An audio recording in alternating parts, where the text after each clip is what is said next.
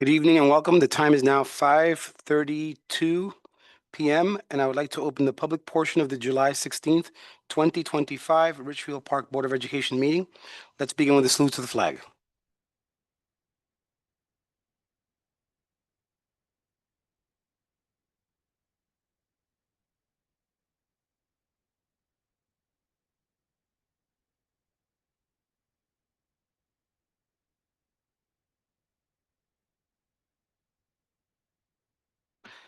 Mr. Bisick, can you please read the Open Public Meetings Act?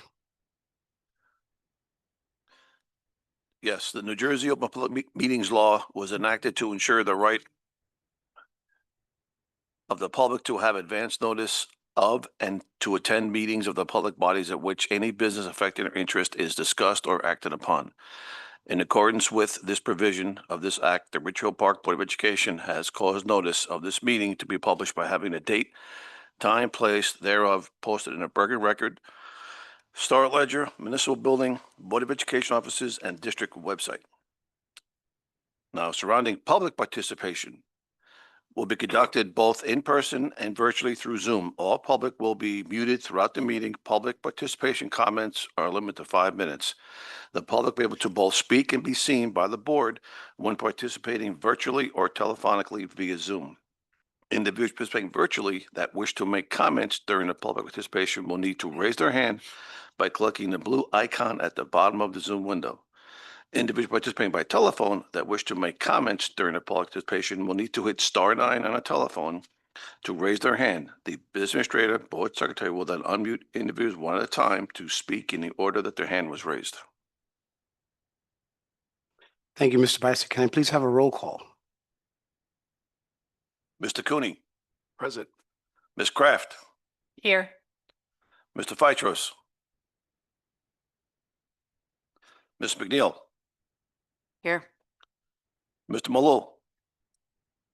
Ms. Rodriguez. Here. Ms. Schmidt. Here. Ms. Velez. Here. Ms. Orth. Ms. Sear. Ms. Orth, you're muted. I'm here. President Martinez. And I'm here. We have a quorum.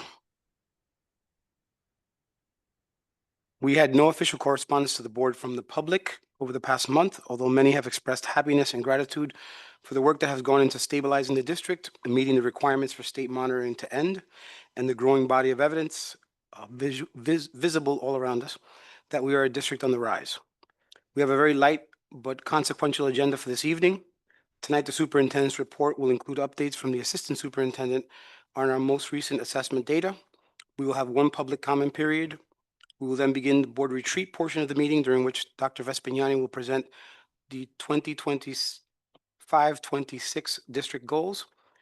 These goals are based on board feedback as the voice of the community and on his administration's assessment of our current state and needs. Then, with the assistance of Ms. Kelly Mitchell from New Jersey School Boards, the board will formulate its governance goals for the upcoming year.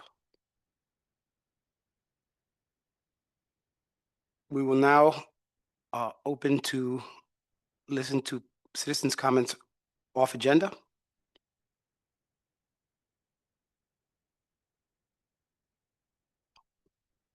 No, okay. Okay, so I will close public comment meetings and I will hand the meeting off to Dr. Vespignani. Thank you, President Martinez, and good evening. Pleasure to be with everyone tonight. As Dr. Martinez had shared, we do have a data presentation presented by Ms. Triglia, Assistant Superintendent of Schools. But before we begin, I just wanted to briefly share an update. And first, for folks tuning in at home and or who may watch this recording on another day, you may see that we are in a new space, and I just wanted to extend many thanks to our technology team under the supervision of Mr. Bisick, Business Administrator, and our Operations Manager, Mr. Igu, for making this a very smooth transition. If there are any delays or hiccups with any of the technology tonight, we do ask for your patience as we make this transition. But again, big thank you to our technology team for making this happen in a short amount of time. Our summer preparations are in full force. Our summer programs are going smoothly, having our ESY program as well as our academic services for students this year. It's being held at Grant. So all that I can report are going smoothly. And similarly, our construction projects, folks who may have visited the campus of the junior senior high school undoubtedly see a good amount of construction going on around the exterior, but in the interior, we're making a lot of progress in terms of some of those projects, we're doing the same across all of our schools. I did also just want to comment that we had a smooth launch to our new website. So folks may wish to check that out, and we'll be rolling out the new app feature closer to the school year.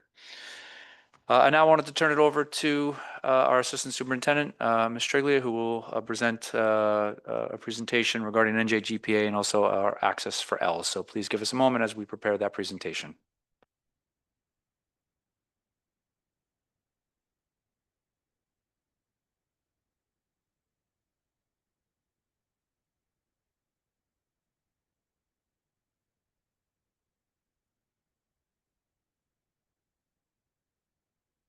Good evening and thank you.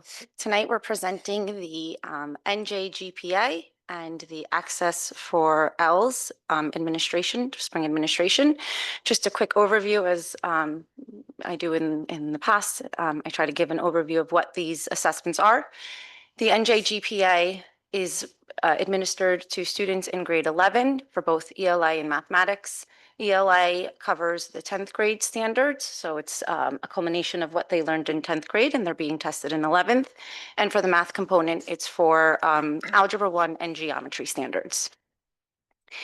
Should students not be graduation ready in grade 11, they have the opportunity to retake the assessment in 12th grade. In some instances, there may be students in 12th grade who have either moved into the state new or were exempt the year before and would be taking it for the first time in 12th grade. But mostly this assessment is for our 11th grade students to meet the graduation pathway. If they do not meet the graduation pathway, they can then follow the second pathway, which are alternate assessments such as the PSAT, SAT, AccuPlacer. And then there's a third pathway, which would be the portfolio appeal that students can participate in should they not meet the second pathway. You have two levels for the NJGPA, graduation ready or not yet graduation ready. The cutoff score to be considered graduation ready is 725, reaching a max of 850. In spring of 25, we had 219 students eligible to take the ELA assessment. Of the 218 students participated with a total percentage of 99% participation. For mathematics, we had 224 students who were eligible to take the assessment with a participation rate of 223 students at 99%. You may be asking yourself, why is math at 224 and ELA at 219? In some instances, as we had stated before, there might be some students who might be exempt from taking the ELA portion. Typically, those might be our multilingual learners who entered the country June 1st, after June 1st of the previous school year, and then on. So in this instance, we had some students who were ELA exempt. Our district, in comparison to the state, our ELA scores, we were 82.6% graduation ready, just putting us a little bit above the state percentage, which was at 80.7%. In mathematics, we were at 52.5%, which put us below the state, and they were at 58%. In the next slide, you can see it in a graph form. This is the same information, just now as a graph. Here is a comparison of how we performed over the years. So you can see in spring of 22, our scores were definitely much lower. Both math and ELA were at 37 and 39%. And then we saw a significant increase in the 23 school year. Again, some more gains in the 24 for ELA. I'm sorry, ELA we dropped. This is the district versus the state. We dropped a little, and then again we increased, but still pretty close with the state in 25 and in 23. This is math. We're comparing the district to the state over the course of the past few years.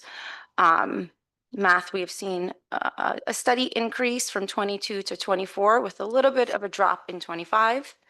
The state averaging around that 55 to 58% as well.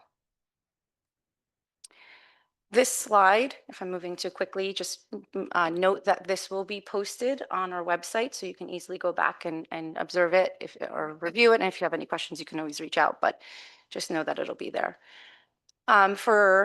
This is just a comparison of the district across the years. The two slides before were the district to state. This is just the district, and you can see, you know, the percentage growth, except for the 1 year in 24 for ELA. And then for math, we had some steady growth and saw a slight decline, as we said before. The next two slides, we have demographic data. So here we're seeing female, male, Hispanic.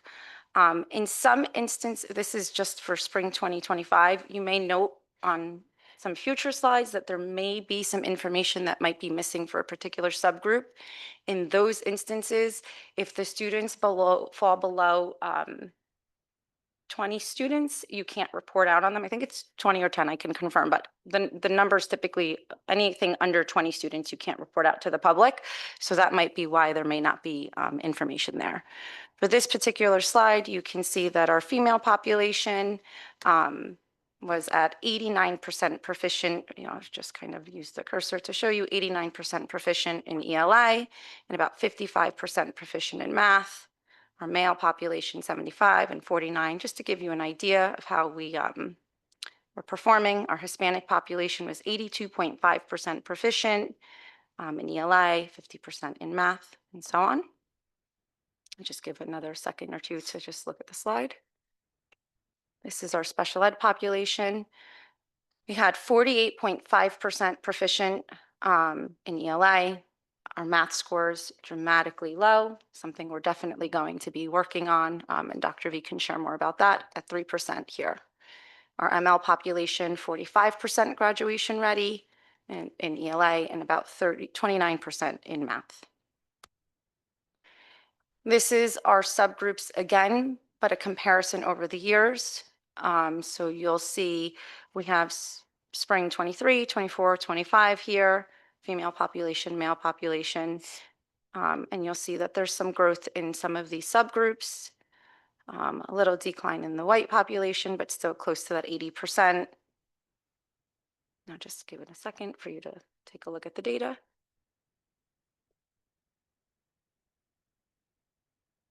This is for ELA. The next slide is for mathematics.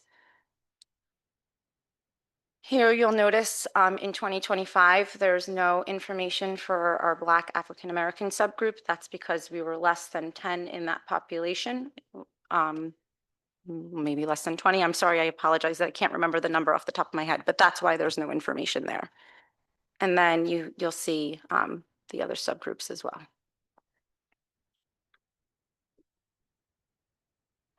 So just a quick summary of the data that you just saw with the comparisons. We had beginning in 2022 through 2025, we were at 37.8% graduation ready to now 82.6% for ELA. We're about 3%, 2% higher than the state average. We've had consistent improvement and our subgroups are performing pretty well across the board in ELA. In mathematics, we continue to see that our scores are not where they should be. We're at 50 to 54% graduation ready. Our benchmark is below the state benchmark, so it's something that we need to work towards is building at least matching or going beyond. And we have about 52.2% graduation ready for this school year. Some things that we plan on doing moving forward. We've already implemented some of these things this past school year, and just like all that we have been doing since our time here, we've been implementing and then working on refining and really, you know, we're laying the groundwork and then we're refining, right? So we're building that capacity, and teachers are doing a really great job with taking risks and trying new things. And some of these things at the high school level are collaborating learning structures with peer tutoring and group problem solving. So what that might look like is in a math classroom, you might see students in small group settings, working with each other, collaborating on problems, talking to each other, providing support to each other, the teacher kind of taking a step back and being the facilitator. Providing different approaches to teaching mathematics. So we've been talking about putting reference charts on the walls and providing visuals and graphic organizers and things of that sort. We've talked to the teachers about providing direct modeling of problem solving. So for example, that would be something along the lines of typically a teacher might model a question or a problem, but guide throughout the entire process. And sometimes that interrupts the thinking process for students by stopping and asking questions. Instead, we're asking teachers to model the problem solving without stopping, just showing the thought process. This is how we do this. This is how I solve it. And then providing the guided practice after so that students are able to process the information that's being given to them with little to no interruptions. We're working on formative assessments. Dr. V, when he came, was very strong and adamant about implementing 3-part objectives that needed to be posted on the board in the form of I can statements. And essentially what we were asking teachers to do, and as we still work through this and perfecting it, it's asking yourself, what am I teaching? How am I teaching it? And how do I know I was successful? And that piece, and how do I know I was successful in teaching it, is really how the teachers are assessing the students' understanding of whatever concepts are being presented. Data analysis and training for teachers. We have implemented programs like iReady. We've had MTSS training. We've developed strong criteria for interventions using multiple data points. So now it's really having teachers. Since our time here, we've implemented Linkit data warehousing. So all of the data lives in one place. Teachers are able to pull multiple data points, really paint a picture of a student, and decide what steps they need to take to support the student in their learning. And then it's best practices workshops focused on high impact math instruction. So our math supervisor at the high school has been working really hard to find support systems to bring in consultants or learning workshops where these teachers can sit and work with someone who's worked with the high school population and saying, like, this is how you engage students in their lessons. These are the things that you can do to get high impact instruction going on, best practices to teach really complex math skills. So that's our hope for the upcoming school year. For our students with our IEP population, we know and we believe in being fully transparent. We're not trying to hide. We know that our special ed population, definitely we need to put some focus on what's going on there and ensuring that we're using self-monitoring tools to track and progress how the students are performing. We're looking to bring in executive function supports for planning and organizing, giving the students the supports to know how to do things like note-taking and organizing whatever notes that they have in a notebook or digitally and things of that sort.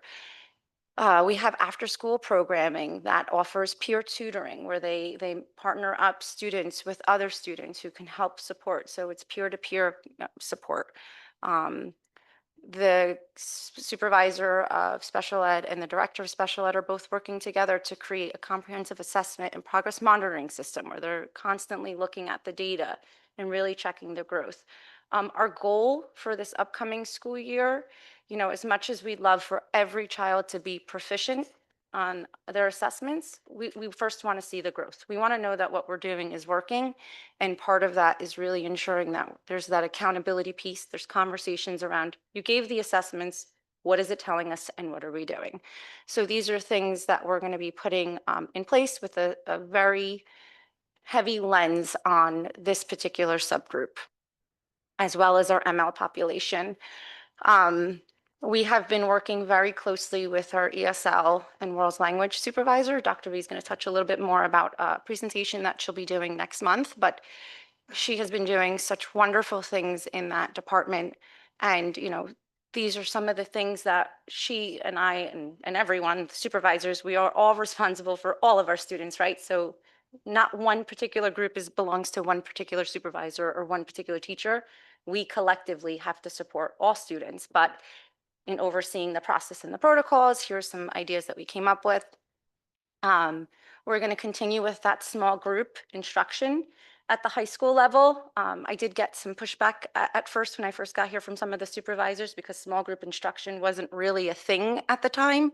There are definitely teachers who have embraced it, who have taken it on, who are taking risks with the things that they're doing and mixing up their teaching practices. So we love seeing that.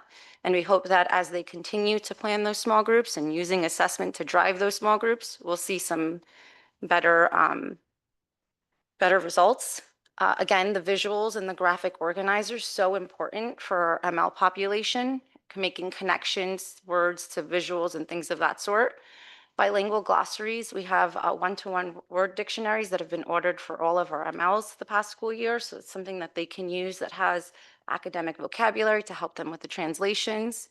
They do get extended learning time. In the school year, they have after-school programs. In some instances at the high school, students can come before school, after school. They have summer programs to support them.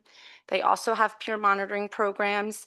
Ms. Rodriguez will be talking to you all more in depth about some ideas she has to expand that approach that she's been taking. Like I mentioned, we have summer programs. One of the goals that she's going to be taking on, she has implemented family workshops. She wants to do some more, so she's going to be reaching out to the community and really trying to engage families in our school district, getting them familiar with our various communication platforms like Genesis or newsletters and things of that sort, and really giving them the education on supporting their academic success at home. So that's NJGPA. Dr. Reed, do you want me to just keep going? Okay. So our access is what our students who are in the ESL program, what they take for proficiency levels. This is given to students in K through 12. K is paper-based, 1 through 12 is digital. Any student who's identified as a multilingual learner that qualifies for ESL services will need to take the access. In some instances, students who may refuse services for whatever reasons, even though they're not in an ESL program, if they are identified as a multilingual learner, would still have to take the access. Let me see. We have scores to determine placement. Especially at the high school level, they'll get ESL 1 or ESL 2, ESL 3, depending on where they are.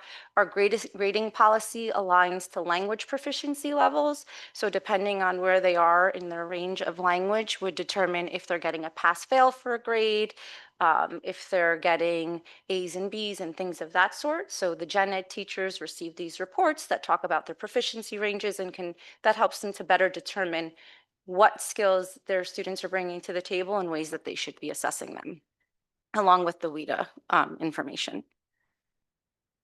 Students are tested in listening, speaking, reading, and writing.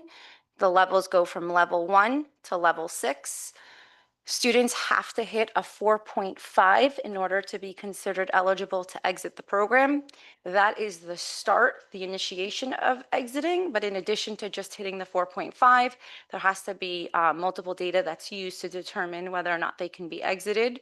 In Richfield Park, we have an exiting form that teachers must fill in, essentially saying the students are hitting what they need to on their benchmarks, they're producing language in the classroom, they're able to communicate clearly and things of that sort. And with that and the 4.5, then students are exited. These are the levels. Level 1 entering, level 6 is reaching, so that's like the beyond.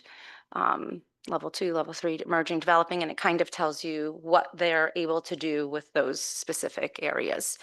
And the way that the scoring works is students receive a 1 through 6 in each of those domains, and then there's a composite score. That composite score, which takes each of those domains, is what determines whether or not they can be exited. The information given in each of the domains really helps us focus in on what areas the students may need. So maybe in some instances, some kids might need more support in reading and writing, where others might need more support in the listening and speaking aspects. So that's how that data is used. So our ESL program, our students in grades K through 6 receive high-intensity ESL if they're Spanish-speaking. If they speak Spanish, they're in the population that needs to receive high-intensity ESL. They receive 40 to 80 minutes of either pull-out or push-in, depending on how the schedule works and what the teacher is doing at the time. Typically, our district runs pull-out sessions, and they get small group instruction based on their needs. At the high school, they receive 84 minutes a day of high-intensity ESL. ESL 4 may be 42 minutes because at that point they're much higher in their language proficiency, and then they get the second language instruction to support the other time that they need. Our total number of MLs was 181 this past school year, and of the 181, 180 took the assessment, so 99% participation. Here you'll see a comparison from 21-22 school year to the 24-25 school year, showing you the number of students that fell within each range. For the first time here, we had 10 students who hit that bridging, level 5. In some instances in the past, we may have had 1 or 2 students who hit that level but couldn't report out on that. This is the first time that we've had a group of 10 that hit that level 5. So that was exciting. And they have now since exited the program. They are 10 of the 27 that have exited the program this past school year. And here you'll see, so in spring of 23, we had 157 MLs, 10 exited. Spring of 24, we had 188, 18 exited. And this past school year of the 181, we had 27. So we're seeing an increase in the number of students that are exiting, which is exciting. And this is just a summary page. Our ML population has grown. Even though we saw a slight decline from the year before, we're still in the 180 range. We've had a 15% exit rate. This is the highest in 4 years, which was great.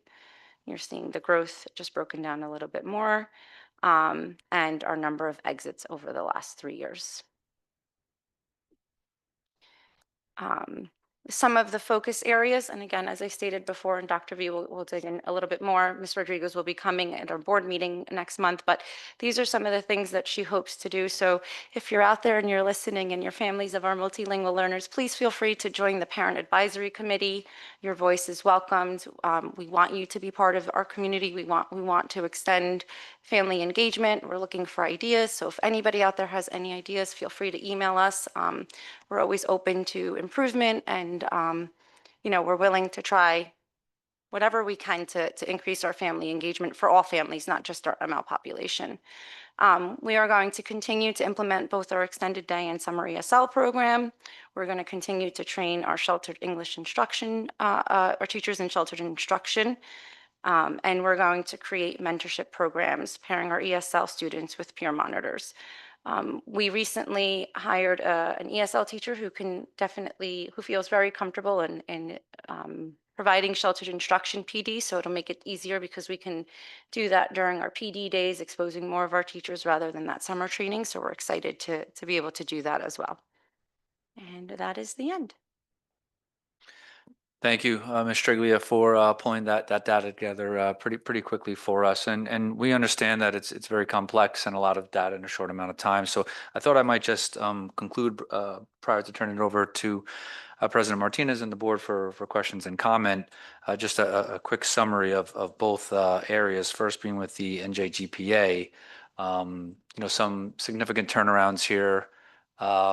Still some pockets of concern, which we'll be addressing, and that's a great segue, as we'll hear later, in terms of my presentation for district goals. We'll see some really nice alignment with this data and what we're trying to accomplish to continue to progress. But there's a lot to recognize and celebrate along the way here. Again, with the understanding that there's still a lot of heavy lifting and there's still a lot of focus that this requires to get to the point where we want to be. But in terms of the NJGPA and the ELA, over the course of a few years here, we had a 44.8% increase, and for the first time in 4 years, the district is now ahead of the graduation rate from the state. In terms of mathematics, again, within 4 years' time, we've increased by 14.5%.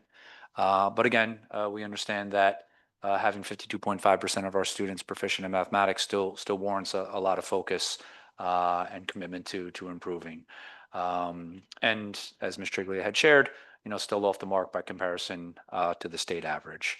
We also noted in mathematics specifically, some subgroup populations, IEP students being one of them. And again, we'll hear later how a district goal will be directly aligned, to some of these data points. And then, shifting towards the Access for ELS presentation, it's important to note that we have a growing multilingual community.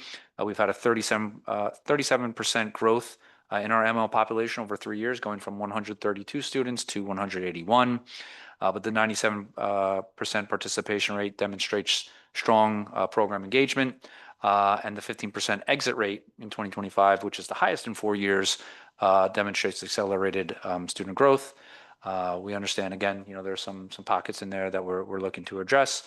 But overall, we're pleased with the progress that we're making, that we have made in 2 years, and as you'll hear later, we're very committed and focused on continued growth. And as Ms. Triglia shared, in terms of the Access for ELS, we have arranged for our supervisor, Ms. Rodriguez, to join the board meeting on August 27th to provide the board and community with a comprehensive overview of all the great things that are happening within that space, and some of the new practices and interventions that we'll be implementing for the 25-26 school year to further support this subgroup population. I did want to note, before I turn it back to President Martinez, that the board did receive this presentation in advance. But in addition to that, the board received a new data briefing that the administration has provided as part of my evaluation. In June, there was some really great feedbacks in terms of taking this complex data and breaking it down into more palatable data points. So the board did receive a data briefing on both of these results to assist with some of the inquiries and comments that they may have for this evening. So I'm happy to turn it over to President Martinez and the board if there's any questions or comments that you may wish to share. Yeah, I'll open it up to the board. Jody? Hi, thank you, Dr. V and Dr. Striglia for this presentation and for breaking down the data for us. I'm super thrilled to hear that we've made some progress, and it's really great to see that we're moving the mark in both ELA and math. I have 2 questions. My first question is about Linkit. I know the district has invested a lot of money in that data warehousing, and how comfortable are we in saying that teachers are utilizing it not only just a place to look at data, but use it to drive their instructional decisions in the math classroom in particular? Because I know that oftentimes it becomes a compliance thing. Yes, the data is there, we see it, but how often are we having conversations and how much training do they have in accessing that data and then utilizing it to drive their decision making in the math classroom? And then my other question is regarding sheltered instruction. I know that because we have such an increase in our ML population, is there a goal to have every teacher in the district trained in sheltered instruction to help support kids that are both in the ML program, and then once they exit it, what are we doing to support those kids as they transition out of the ML supports? But other than that, thank you. Thank you, Trustee Kraft, for those questions. Ms. Triglia, would you provide a response? As far as Linkit goes, I believe year 1 or year 2, we met with all teachers K through 12 and showed them how to pull the data. Supervisors, it was new to them as well, have become very comfortable in pulling data, and so they definitely are helping in facilitating that. I can tell you, and this is not a knock to anyone other than the reality that we faced when we got here, data analysis and criteria was definitely not at the forefront of what we were doing. So quickly, Dr. V and I knew that we needed to make a change with that. We implemented a BSI manual, academic intervention manual, in the K-6 world that requires multiple data points. So our guidance counselors who help oversee the IRNS process have become very comfortable with pulling data from there. Our teachers have had workshops and PDs around it. And this school year, I don't want to steal Dr. V's thunder because it's part of his goals, but our focus is data analysis. So it's continuing to hold teachers and supervisors and ourselves accountable for data conversations, data teams, utilizing it to make decisions in everything that we do. So we laid the foundation year 1, got a little more comfortable year 2. year 3, as Dr. V would say. It's still on, and it's still on very strong. And this is where we really refine and hold true to what we're trying to do. And as far as the sheltered instruction, we were very fortunate to send our teachers over the last few years to a 3-day consecutive comprehensive intensive workshop utilizing ESSER funds. So part of it was because it was over the summer months, teachers were able to volunteer to come, but they were paid for their time. One of the benefits of having someone in-house and doing that training is that we can just plan it on our PD days. However, it's not going to be the same as what they received when they were there 3 days. Ms. Rodriguez did recently share with me, there is like a self-paced sheltered instruction program that teachers can do. I've not had the opportunity to share that with Dr. V, but that is something else that we would be looking into so that if anyone has any additional interest, they could definitely do that on their own time and get some credits for that. But our goal is to have everyone trained. Dr. V, if you want to talk about what you mentioned to me about the co-teaching and co-observations and things like that for that piece, that would be good.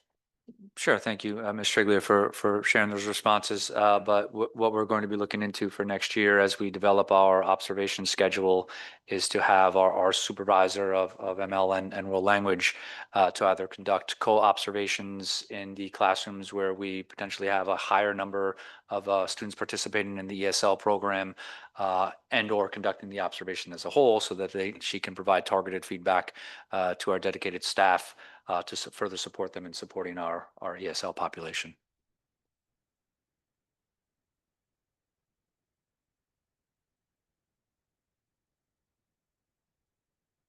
Go ahead, Trustee Velez. I have a question. When you speak about being graduation ready, right? Like for mathematics to 52.5%, are you referring to just the graduation class? Like what grade level are you referring to? So in order for students to be considered eligible to graduate their senior year, they need to have met the requirements necessary. Part of it is passing the NJ GPA. 52% of our students passed, meaning 48, excuse my math, not the greatest, 48% did not. So those students would have to meet an alternate pathway to be considered graduation ready. And typically it's the PSATs, SATs, Accuplacer. In the presentation, there's a menu. You would be able to see the other ways they could meet it. If they are successful in passing that second pathway, again, then they're graduation ready. But by giving it in 11th grade, we give students the opportunity who didn't meet it to make up for it in their senior year. Yeah, that was my next question. Like how much did they need to crunch in order to meet that deadline? So actually, our high school administration has been really fantastic in coming up with ideas. Title I funds had typically been passed up at the high school and given to the elementary schools in the past. This school year, and I believe this school year in particular, we gave funds to the high school and they were very creative in programs and things of that sort. So to credit them, they came up with intervention programs during the school day where students who needed either support to pass the second pathway exam received instruction during an elective period that wouldn't impact their credits or things of that sort. And they implemented after school programs, but we definitely have more than enough time to get them where they need to be graduation ready before the end of their senior year. Okay, great. Thank you so much. No problem.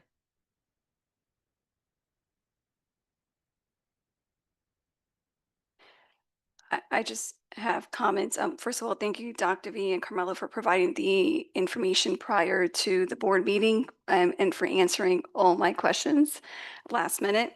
I'm just looking forward to, Mrs. Susanna Rodriguez, not me, Susanna Rodriguez presentation in August and really hope and listening to her plan, how she hopes to provide supports to the staff, community, and the children.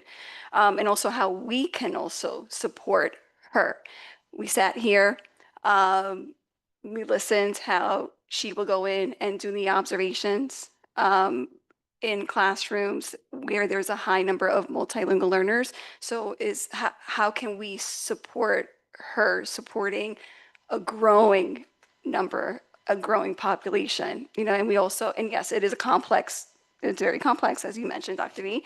And you, in your presentation, you mentioned that in the ELA scores, certain students did not have to take the assessment if they were registered prior to June 1st. And we have to be very mindful of that too, because we have students that came in prior to June 1st, and they are taking these state assessments in their second language also. I'm sorry, not the second, in English. So we have to be mindful of that. You know, how can we support her as she supports the whole district? So I thank you for that. I think a part of your, as the board and administration, we definitely offer things like opportunities to purchase programs like Elevation, right? And by you approving things like that really helps support our gen ed teachers in understanding the reporting features and ways that they can support professional development, allowing our teachers, you know, to go over the summer and get paid for their time, which was an incredible thing that we were able to use ESSER funds to do that. But that definitely is another way the board and the administration supports her and supporting our teachers. The time we built in the approving of our district calendar and that extra PD day allows for more professional development. So these are all things that collectively we are doing together. And one of the things that, yes, you know, the other day I met with the supervisors and I stressed to all of them and they all agreed is that it's not just Miss Rodriguez's kids, or it's not just, you know, Mr. Hayes' kids, or, you know, it's all of us as a district collectively, and we have to recognize that there's no separation. Yes, there's department facilitators, but we work together, and that's the message that we're really trying to make, is that it's no one person's problem. We are together working to better what we're trying to do for our kids.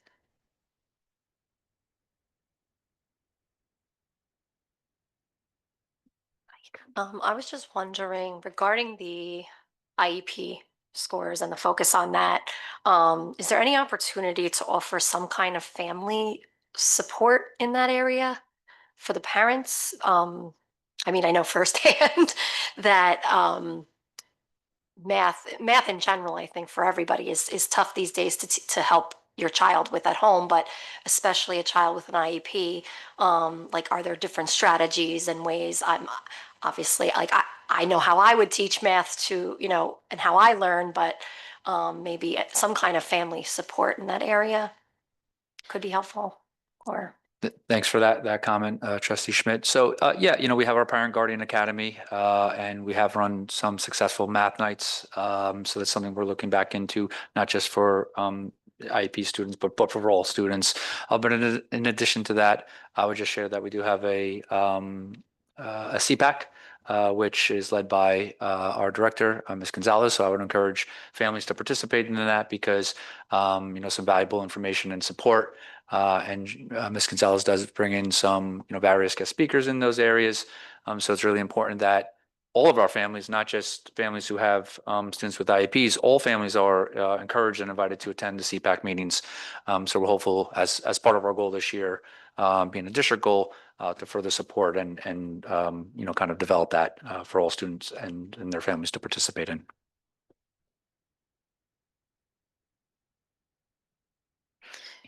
Hi. First, I want to say thank you for the exec summary, because that was very helpful. Helped me sort of understand where we are. I do want to recognize the improvement that we're seeing. I think that that's great. I don't think any of us, including you, are satisfied with average, that we want to be beyond average. So you know, the next steps that you're planning to take, I think, is important and gets us past that.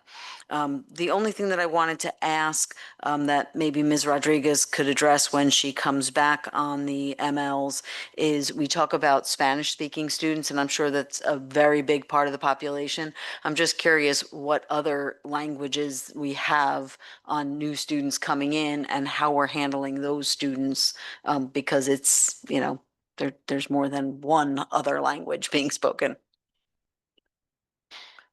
Great. Yes, thank you. And we'll be sure to cover that as part of that presentation on the 27th. And we actually just recently had a conversation with Ms. Rodriguez this week regarding just that.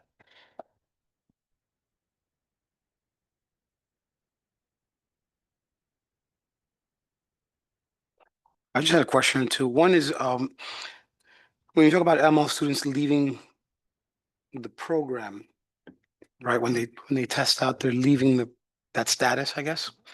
But the one question I had is how much, and if you don't keep track of these stats, that's fine, but how much turnover do we have in the district with students who come in and are here 1 year and then leave? Like, how much turnover do we have in that population? Just to make sure we're measuring the same population's growth. It's not a changing population. Do we keep track of that? So that particular data point, we do not, but we can easily find that out. But part of the compliance factor is that when a ESL student exits the program, we're supposed to monitor them for 2 years.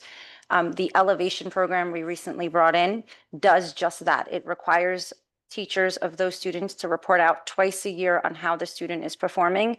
And in an instant where a student, we're seeing, you know what, they exited too soon, which doesn't really happen. I haven't, in my time here, I haven't heard of students entering back in, but there is that tracking piece to ensure that we didn't exit them too soon, right? So, but we can certainly find out the transient population. One of the things that Linkit Data Warehousing does is tells you how long a student was in district and how long, or if they're here or not. So we can find that out for you. Okay, thank you. Another question I have is about how are we leveraging technology, and of course, one of my pet projects, AI, to specialize or to individualize our instruction, especially with kids of different languages. Are we getting close to that edge? Yeah, I'll comment. As far as using AI and things of that sort, the district as a whole is still working on creating our AI policies and what's appropriate and what's not, and how to utilize it to the best of our abilities. I know teachers on their own have certainly dug into the world of AI, using Google Translate and things of that sort, translating our documents. Recently, when we did the comprehensive equity plan, one of the participants was like, why don't we do morning announcements posted on our board in different languages and things of that sort? So it was a great idea that came right from our staff. So these are things we're doing, but as we dig deeper into the AI world and learn about the tools that are available to us, there's no doubt that we would be utilizing them to support our students, if not already in some instances where teachers are doing it on their own. Thank you. And I guess the last comment I'll make is I appreciate the presentation, the way you kind of pre-digested it for us to be able to understand those of us who are not in education and don't know the lingo. And I also appreciate not glossing over, our weak spots and the places to work. I think the temptation has been there in the past to, just focus on the little bright spots. And I appreciate you guys telling us that there's a lot of work to be done and that the board and the community needs to continue to be vigilant and engaged in order to get these our students' performance up. So I appreciate that. Any other comments? Okay. So with that, I will turn over. I'm going to turn it over to Ms. Mitchell, who is from New Jersey School Boards and is going to guide us in the second part of tonight's performance. We we have we have new microphones, so.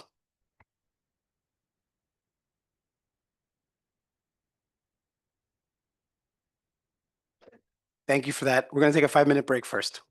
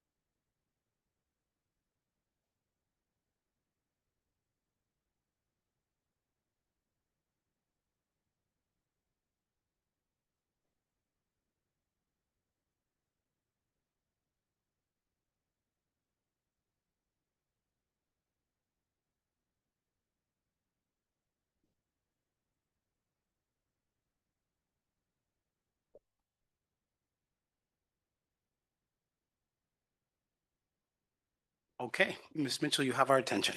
Thank you so much. So thank you for having me today. My name is Kelly Mitchell. I work for New Jersey School Boards. I'm a field service rep, like you had Matt here, I believe a couple of times. Thank you. So I cover Passaic, Sussex, and Warren counties, and I've been doing that for quite some time now. I was a board member just like all of you. I was a board president, vice president, and I was vice president of our county. So I have walked in your shoes, and I feel what you're feeling. So I just wanted to let you know that. So in the packet today, we have two sides. So we have the left side, that's the goals portion, and we're going to do that in a little bit. But we're going to start with the board self-evaluation portion. That's on the right-hand side. And what I thought we would do is just go around the room and do a little bit of an icebreaker, because this is very discussion-based, and I wanted to get you in that mode. Although I see from this fantastic presentation that you had, you're really kind of in that mode. But I really want to do this exercise, if we could do that first, and then go into our board self-evaluation. I'll go over the summary, and we'll talk about the glowing remarks that you had about yourselves, and then some of the growth indicators, and we'll talk about what that looks like.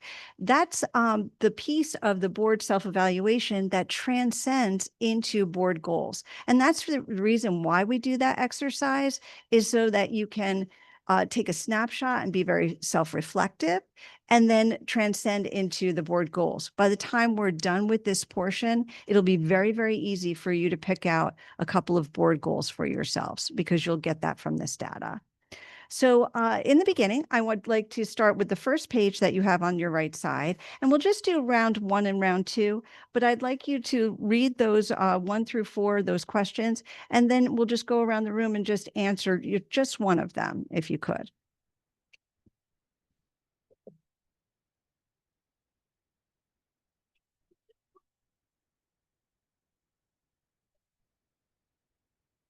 Of your packet. When you open it, so the right side. It was the top sheet. No, that's the left side.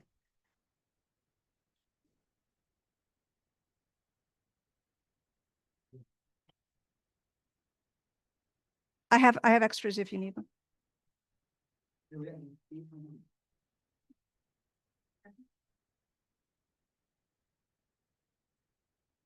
Who wants to start? You're reading the round 1.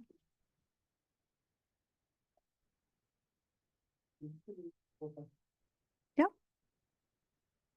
Yes.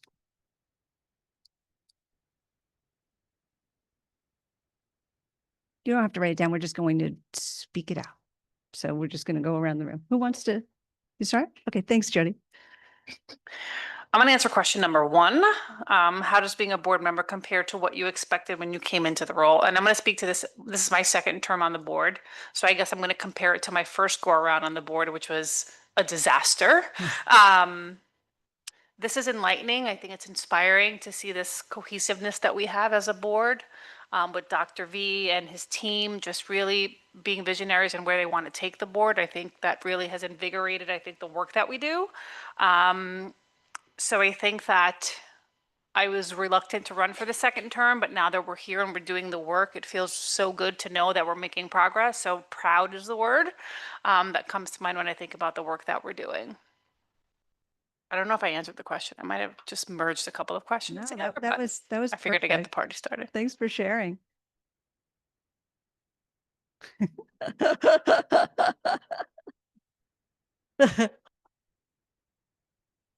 Next. I'm going to do the same question as Mrs. Kraft did. I was on the board 25 years ago and came back 2 years ago. And I will tell you that things then compared to things now are tremendously different. Our board meetings didn't end until 1, 2 o'clock in the morning. The board members as a whole collectively hated each other. There was no collaboration with one another. And I think that being with these individuals here is, I hate to use some commonly used term, but this is a breath of fresh air to see what happens when people who are truly committed to doing the right thing work together. You should only have been here 25 years ago. Thank you. I'll jump. Trustee Rodriguez? I just want to get.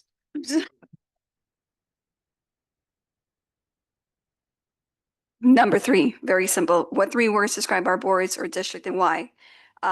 This is becoming a very rigorous district, inclusive and committed to success. That's it. That's great. Thank you.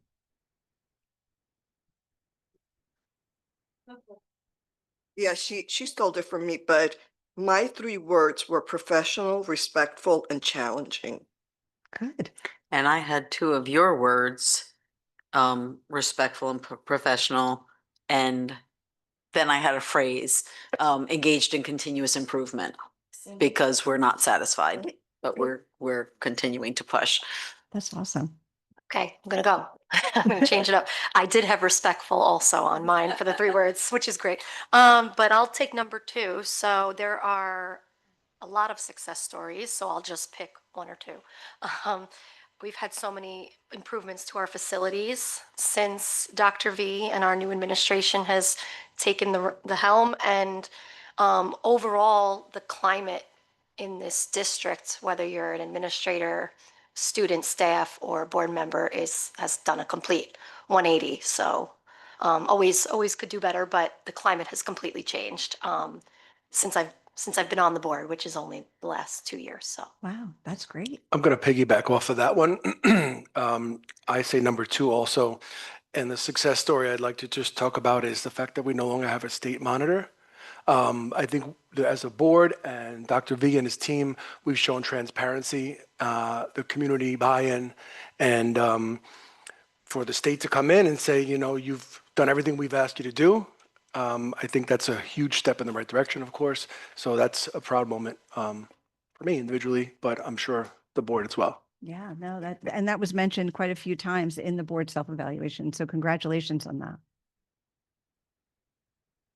I think there are 3 better words, and everybody committed and dedicated. Those are 100% correct. But I think the 3 words that describe our board best is done with monitoring. I'll add to that. I think Trustee Cooney stole my thunder, as he usually does. I think that Yes. the state monitor leaving is a big deal. Just the amount of pieces that had to go right. You know, people think it was just paying the bill, but the amount of things that had to go right and go right for a while and continuously, you know, for several years go right, was very impressive. And, you know, knowing this board, each individual and speaking to them frequently, is just a group of really dedicated individuals who, again, respect the public. They're focused, they're smart. I can go on and on with different adjectives, but I think the other thing that the last adjective that I'll add is that we're really effective. We've overcome some obstacles where we had to trust each other, we had to trust the process, and we had to trust the administration. And this board is really effective at getting things done. That's great. Did we get everybody? Yeah. Dr. V, do you want to weigh in? Thank you. I mean, yeah, I would just echo some of the comments. I'm very appreciative as superintendent to have a very high functioning, committed board. You know, they ask tough questions in the committee structure. So sometimes it may appear in the public portion of a board meeting that there aren't some of those tough questions being asked, but that's because they've thoroughly vetted everything through the committee structure. And as an administration, we really appreciate that because it betters our process, and we've always appreciated their support on that. That's great. So we're going to move on to round 2, and it'll be the same thing. Pick one of those 4 and answer that. Okay. And I want to take that one. Number 2, what in your background influences your attitude and beliefs about education? I am a person that went to pre-K at the age of probably 2.5 to 3. I carried my chair to school because that was the type of, environment where I grew up. But education was never shortchanged or an option. So it was you went to school, whether it was, from pre-K to high school, but you also had other learning activities. You went to art school, you went to music school, you went to this school, to that school. But it didn't start when you were 6 or 7 or 8 years old. It started at a very young age. We were shipped off to learn. And to me, to learn that, pre-K wasn't a thing, it was mind-blowing. That it's something that's coming around now. I just still cannot comprehend how that happens. Yeah. Yeah. So Thank you for sharing that. Linda? Number 2. So I began my teaching career in 2000 with a 3-month-old daughter. Since then, I've had 5 children. All of my children uh, taught me taught me something about life and about made me a better person, a better educator, and just a better person overall. And I just have to thank my 5 children and the community too, because I couldn't be able to do it without you guys. But I am a firm believer that it's our responsibility to provide provide each child the resources in order for them to reach their full potential. That's it. Yeah. No, that's beautiful. Thanks for sharing that. Dr. Martinez. I'll add kind of a combination of 1 and 4 is I was a child with ADHD before ADHD was a thing. Some people think I still might have a little ADHD or a lot. But I remember having amazing teachers who just, were so ahead of their time in terms of understanding how to get the most out of me. And having also terrible teachers who really did not take the time or couldn't take the time or couldn't see it and treated me different. And also as a therapist for about 30 years, I know that schools are really the safety net when parents can't meet the burden of raising their kids. And so that's why this is so personal for me. Yeah. Thank you. Mine is kind of a combination of 2 and 3. My dad was the first in our family that went to college, and he went on the GI Bill after he came back from World War II. So my aunts, he wanted to quit high school, and my aunts wouldn't let him because they said, Kenny, you're the smartest one in the bunch. You have to do something. And he wound up doing something. And when I was in grammar school, this is a silly story, but in 3rd grade, when we learned cursive, I was out sick for R and S, and those are really hard letters. And when I came back in, I was very concerned about it.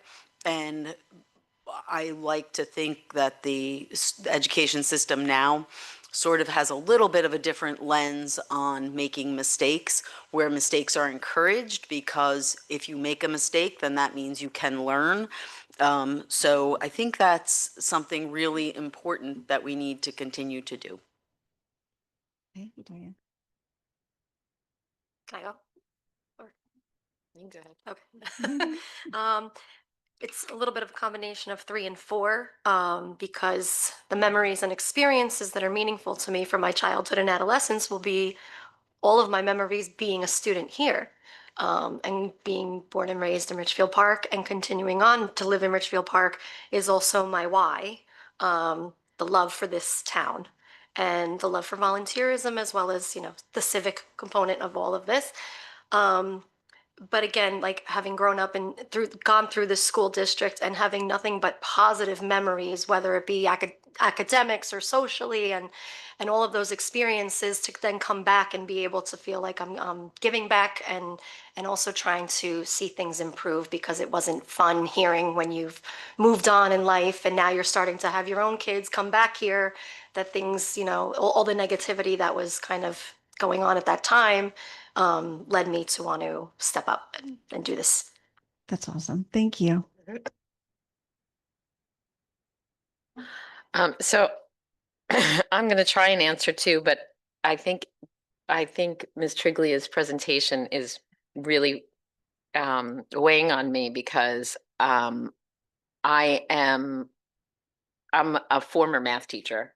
And so when I see numbers like this, it bothers me that math is always the second class citizen.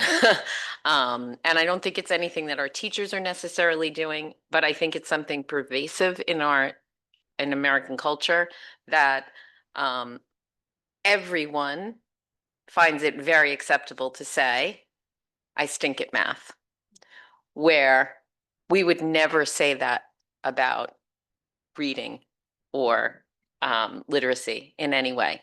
And so I think because of that, our children find it acceptable to say, well, yeah, I'm just not good at this, instead of saying, I have to try harder. And I think we need to eradicate that from our culture so that our children can succeed in math the way they're succeeding in literacy. Yeah. No, thank you for sharing that. I 100% agree with you. Anybody else that we missed? I'll do number 4. So I love a good why question. The why, I'm a board member and an administrator on both. I've been in education this is my 26th year, is that our kids deserve the very best experiences when they walk into our schools. For many of our kids, myself included, when I was a younger kid growing up in Brooklyn, school was my safe place. It was the place where I was seen by teachers when my household was not very good.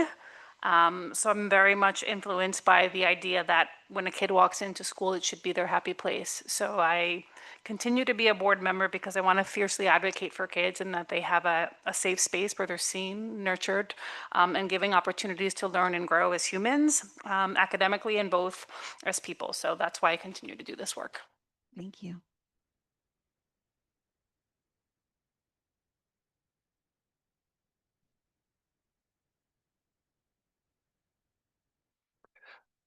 I'm going to choose question 1 also. Much like Diane did, I'm just going to talk about my father real quick. My father was by day, a correction officer here in Bergen County, but he coached youth sports for 25 plus years. Was always involved with the community, and it was something that I admired, and had a really huge impact on me. And then additionally, I had a physical education teacher when I was a child in my elementary school, and we loved going to this gentleman's class. He just knew how to attract everyone's attention. He knew how to speak to large crowds, and we really, really looked forward to it. Something that sparked something, I guess, in my brain. He eventually became an administrator. I went to college. I became a phys ed teacher. Then I went back for my master's degree in education administration, and I am a principal now also. And he has passed, but he's someone who I often reached out to just to have conversations because he inspired me. Yeah. So he changed your life. Amazing. Yeah. Yeah. Anybody else? So I'll do number 1. I'm a product of the school district. I came here from Brooklyn too. No wonder I like you, Mrs. Kraft. And when I was a freshman in high school, we had a science teacher who was probably the toughest teacher that I've ever experienced. And he demanded excellence in everything that we did, especially lab reports. And if the lab report wasn't done properly in front of the class, he'd tear it up and say, do it again. And he instilled in me a very significant love for science. When I went to college, my lab reports were really very good because I had this guy who drilled it into our head. Some years later, I had the opportunity to become a faculty member at Rutgers, where I taught for 35 years. And before I accepted the teaching position, I went to him and I said, what do you think? And his comment was, you can do it, just be as tough as I was on you, on your students. So this particular Richfield Park High School teacher was a tremendous positive impact on me. Very tragically, he passed away last year, but I will never forget nor fail to recognize what he did for me as a student here. Thank you. Dr. V, did you want to share? Thank you for that opportunity. Yeah, I'm thinking about kind of a combination between questions 1 and 4. As part of my administrative internship, I had a really great mentor who said, one day he said, Joe, we're in the kid business. And that kind of struck me as kind of an odd terminology, but he expanded and he said, all the decisions we make need to be in the best interest of our kids, our students. And that really resonated with me as I was entering my career into administration. I'm starting my 25th year in public education, starting my 17th year in administration. And I've always had that in the forefront of my mind. And my administrative team has heard me frequently say, what we should all be asking ourselves, what are we doing to improve both the student experience and how does that impact student achievement? So that's really what our focus has been on over the past 2 years. And that's something we're going to continue to be focused on as we move forward. That's great. Thank you so much. And you see how important that is to have those shared experiences, because when you are sitting here and sometimes you're having to make really difficult decisions together as a team, when you know a little bit of a personal aspect about each team member, it really helps you to understand where they're coming from, that emotional piece, their why. That's very, very important to understand that about each team member. So thank you for doing this exercise, and thank you for sharing very emotional stories. It's really super important for the team. So thank you. So we're going to move on to there is a sheet that says that it's the overview of the board self-evaluation, and underneath that is the actual 15-page board self-evaluation that you can look at a later time. But we're just going to look at the overview today.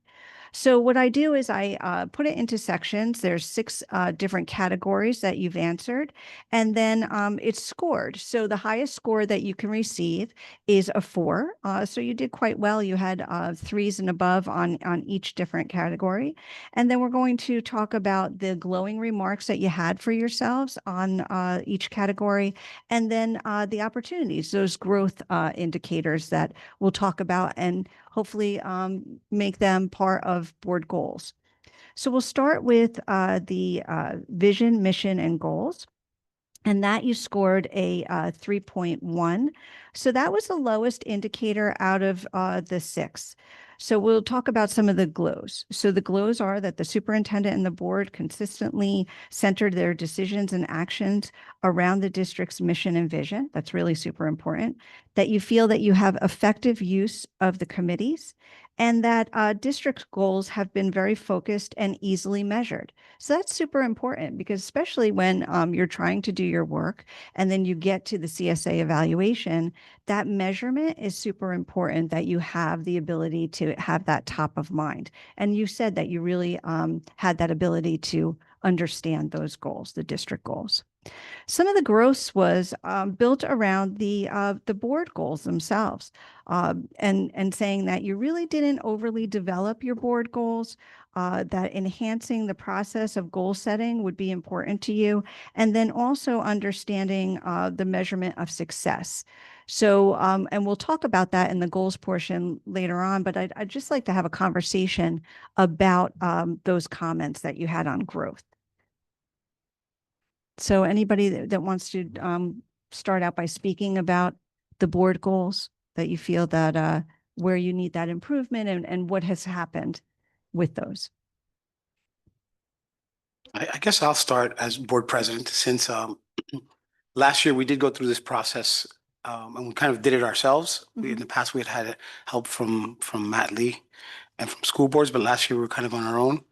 And I think the process of the putting together the board goals and formalizing them, I myself lost some structure on there.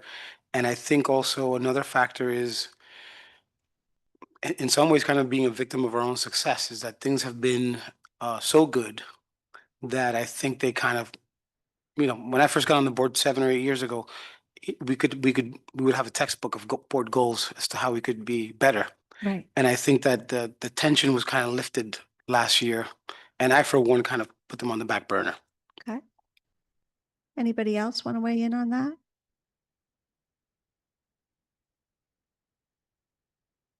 I think that it'll behoove us to formalize a process moving forward about how we're going to create board goals, how we're going to monitor them, and have them at the forefront of our committee meetings. So they should be overarching, and they should be revisited throughout the year so that we don't lose sight of them. So I think formalizing a process and a timeline would probably suit us. Yeah, I agree. I agree. And then the other area of growth that you said was more focus on student achievement. You know, one of my examples I did put in your packet, it's right behind the board self-evaluation, is changing up the agenda to be more strategically focused on student achievement. So a lot of times we fall victim of our agenda where we're just going through and doing, you know, exactly what it says and then moving on. But we don't really allow that discussion in our meetings itself. So I don't know if any of you have read the book, The Governance Core, but it talks about having a governance mindset. I do have a training that I do on that book, and I think it would be really helpful based on the comments that you have said, just to get that governance mindset, that strategic focus, and then having it constantly tie into that agenda.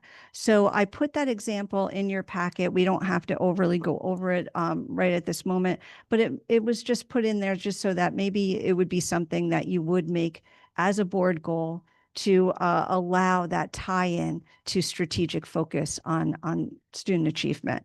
Because I don't know if any of you have done Governance 3 yet, if you're in that phase, but we did a really great update on Governance 3, and it talks about the Lighthouse study. I don't know if you're familiar with that, but it talks about the board's focus on student achievement and how highly effective boards can really move the needle on student achievement based on strategic focus in their agenda and in their meetings.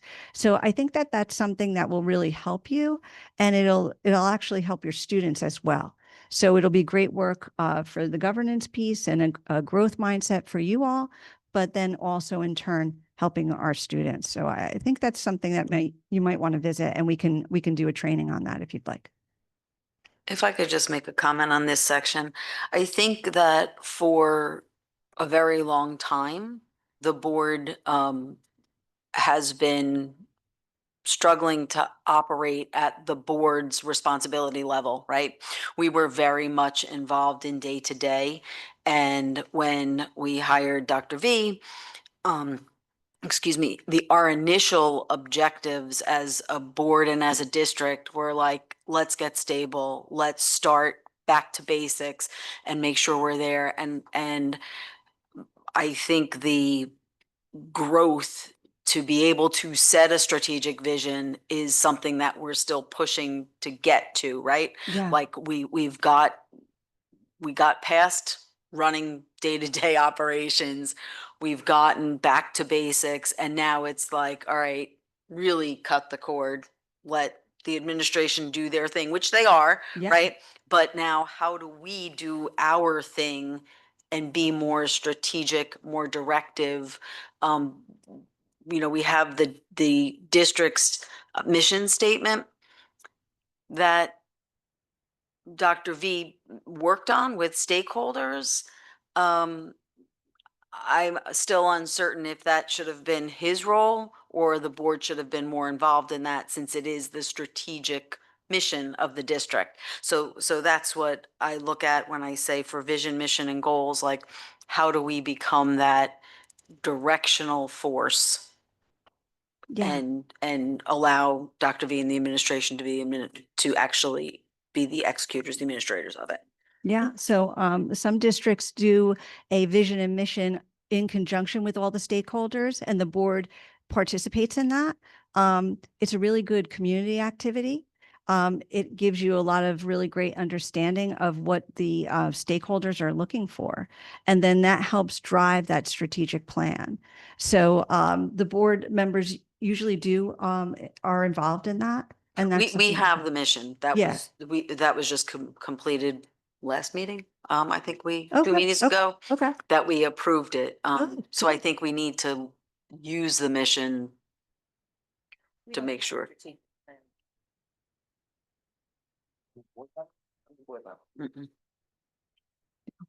And just to speak to that point, I think that for a long time, our board goals and our district goals were indistinguishable from each other because there was so much upheaval and the board was so involved in everything, kind of hand-holding the process so that the district wouldn't kind of go awry while these changes are happening. And so I think now we do have the space, as you said, to work on us as a governing board. Yeah, yeah. Good, good. Okay, so then we'll move on to policy. So policy, you scored a 3.21, so that's quite good. The glowing remarks about policy was that the board uses your policies and bylaws as a framework for board governance and decision making. That was your highest indicator out of that whole policy category. That you review, update, adopt policies, procedures, and bylaws annually as required, and that you have really great effective use of your policy committee. There was some glowing remarks about your policy committee. So that's fabulous. And that was throughout the board self-evaluation, that you're really having some good use of your policy committees. So and your other committees as well. So that's really super important. Some of the growth indicators was providing time for meaningful feedback prior to final adoption of policies. So let's just chat about that for a moment. So when you do your first and your second reading, do you feel that you need a little bit more to provide feedback for policies? Like a different type of structure? Because there was some comments about that in there. No? Okay. And then just so you know, we do a free policy wellness check through New Jersey school boards. They also do it. I understand that you use Strauss Esme. They also do it through there. But we do provide that if you wanted us to take a look and give some advice on that. And then improve stakeholder engagement, developing policies on AI management. There was a lot of comments about AI and the management of that and policy with that. But I think that you just talked about that in the presentation as superintendent, that you're just kind of working on those policies now, correct? If I can jump back to your other question about the meaningful feedback piece. I think in our board meeting, we do the first reading, which is, here are the policies, right? We each read them. Mhm. The policy committee discusses them and there are minutes that come out. But I think it might be helpful in the first reading for there to be here's what changed. Right. That's actually spoken about at the meeting, because we don't do committee of the whole, which I understand why. But for things like that, it might be helpful to have the policy chair say, first reading, we have these policies and here's what changed from the last time. Or, the 2-sentence, this is what this policy is about, just so that we can all be sure that there is that sort of feedback time frame. Great point. Yeah. I think that will help also, like for the non-educators, if they have questions and need more examples of what it is that this policy is referring to.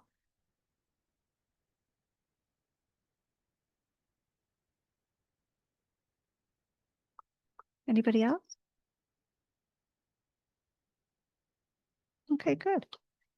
So then we're going to move on to accountability for student achievement, which is a 3.33, which is great because that is the vast majority of our job is student achievement with board members. So the glowing remarks is that you provide essential learning tools, including rigorous curriculum and technology. That was the highest indicator at 3.6, and that you recognize that high levels of staff and student achievement, you recognize them at the meetings. That's super important. And sometimes some boards don't do that. It's super important for student achievement and for your staff too, to recognize some things that they do and that are just standout. So I'm glad to hear that you do that.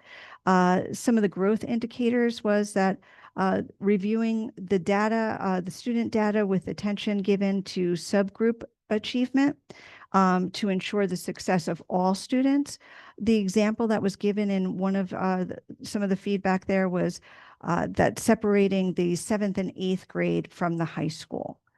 So do you want to talk about that data point and that, and that example itself?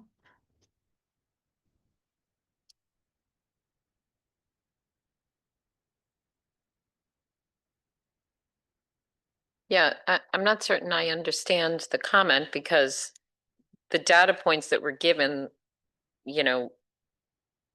usually it's all broken down by grade level. So 7th and 8th grade isn't lumped in with the high school just because they're in the same building. Yeah, there was, go ahead. I think they might have been referring to the result of our analysis of the data suggests that our 7th and 8th graders are taking a dip. And that one of the ways to explore it would be to separate them from the high school kids. That's at least how I read Yeah, that. yeah. I'll just comment on the use of data. I think that for a long time, I think we used any type of review or any type of, CUSAC or anything like that was really just something to be survived and gotten through. And I think that progressively, I know Dr. V and Carmela don't like to look backwards and, at what wasn't here, but, I think they now have their mind wrapped around where we are and and have a plan to go forward. I think for a long time, data was not used in this district in any kind of effective way. And so I think that now we're poised to be able to get reports like the one we got today, where like even just thinking out loud, I can think of the places where this is the first time coming out of this type of report that I feel like, 15 minutes later, I still remember where our low spots are. And it wasn't just a big data dump. Right. And right. so, I appreciate that on behalf of the administration. I'm looking forward. So I think that they were very modest in telling us in what kind of shape we were in when they came in. Very gentle with that information. So I think we're in a better place now. Yeah. And like you said, it was very transparent. Like, so, I mean, that's really helpful as a board member when you really see the real data, that they're not just highlighting all the high points, that you're talking about, the areas of growth as well. So that was excellent. Anybody else? Okay, so then we'll move on to resource management and oversight. Always our favorite. The financial piece is always the favorite, right? So that's at 3.25. The GLOS is that you provide the public with information regarding district. I'm sorry. Oh, governance team. So sorry. So governance team and accountability, you were at a 3.44. The GLOS was that you respect and support the decisions of the board majority. That was the highest indicator at 3.7, and that you have open communication, mutual respect, and trust. And we saw that when we were all talking about the 3 words that you had for the board itself. Respect was constantly throughout. So that's fabulous because that's really hard to build. And then the growth indicators was that the board needs to participate in some more board training and retreats to build relationships and work together. To enhance committee structure, one of the comments was that the faculty and programs committee is kind of like a catch-all, and they feel like maybe that should be restructured a little bit. And then concern on complacency, that sometimes there's that you're stepping too far back, and the example was setting objectives. So I think that the problem was before that you weren't in the lane, right? So then you got in the lane, but then there were some comments that there was like more of a step back. So being more engaging, and we just talked about that. So any comments on the growth indicators on that?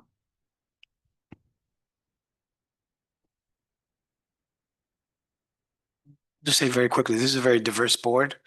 And some of us are friends on the board and some of us are board friends.